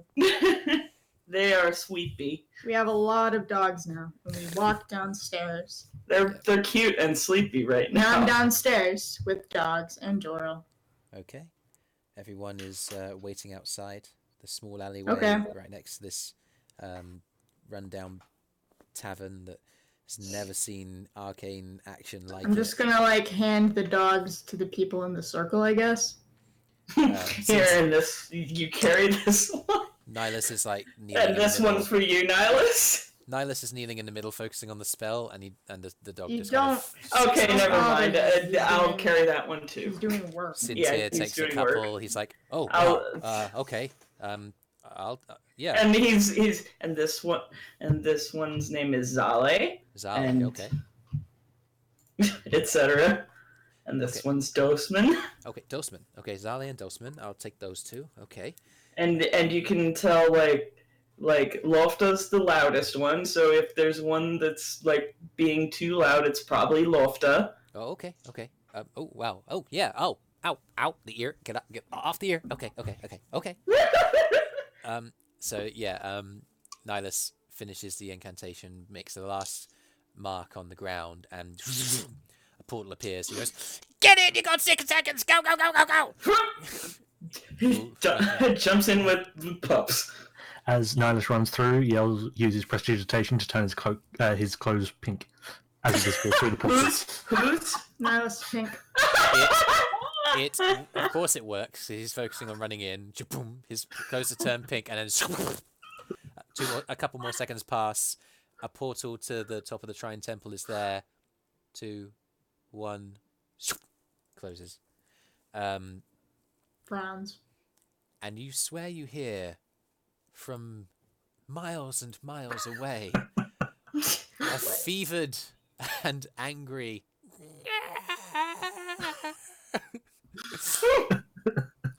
What? Because he's pink. Oh, Nihilus. and that will be where we end today's session. Great. Goodbye, Joril. Ah. Thank God. It's like I don't know when the Greybeards are calling the Dovahkiin, except that it's like Nihilus being like, ah! Oh, I'm Hear an peeing! explosion from the top of the mountain. I feel pretty confident you won't die off screen, considering you're inside of a magical temple surrounded by temple masters. Yeah, it's probably the safest place for him to be. Yep, that's why I'm relieved. Joril, you realize that you're Because the things you said were true. I shouldn't have brought you with me. Oh wait, no, you actually should play D'Artagnan. That would be so. I didn't funny. realize. Joril didn't realize Joril wasn't there, but you know where you fought the giant goose? Yeah. That's a teleportation circle, and that's where they get back to. Okay. Great. Yeah. So you guys walk back to the temple, just have the Did the image nice of- monk lady decide to deal with the dire goose before it became a giant dire goose, maybe? Joril sees that there's a family of geese that are nestling in a nest in the eaves of the temple, and as the door Like opens, regular? and like all the pups kind of like scatter in and put themselves on the red carpet that's kind of self-warming, if you remember. Zendron's at the desk reading a book with a pair of half moon spectacles on. He picks them off his nose, looks over at you, and goes, "Why the fuck are there no babies in my temple?" It's okay. It's okay. They're my kids. What the fuck? Cut to credits. Cut to credits. If you keep calling them your kids, it's probably going to think you've done the dirty with a knob or something. Yeah.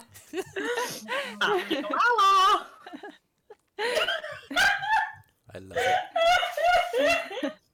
Yeah. Nice work. It's not my business now. Well, Hooray, I didn't have to go with you to the temple. Hooray! Thank God! What? Yeah. You were afraid you wouldn't be able to play your boy. What? Well, that, yeah, but also Kyro would hate it. Yeah, he would not like it there. It's a temple full of temple masters and nothing else. No hot women. Yeah, though to be fair, it doesn't seem like there are that many in general. Well, at least he has chances here. Yeah, fair enough. Eirys is glad Kyro stayed. Well, that's Yeah. nice. She's glad there are no knobs. She sees this as an absolute win. Yep. Okay. Everyone's happy. I'm going to stop the stream now because we need to sleep. Oh, what the hell? Good night. Oh, Okay. that was just... I made a weird noise on my kazoo. Oh, cool. No. All right, then. Well done, everybody. Good Thank you night. for watching. Hopefully, you are well. I wish you all the best in all of your endeavors. May the force be with you, and may the light of the Nayar protect you. Farewell. Huzzah. Dun, dun. Adios.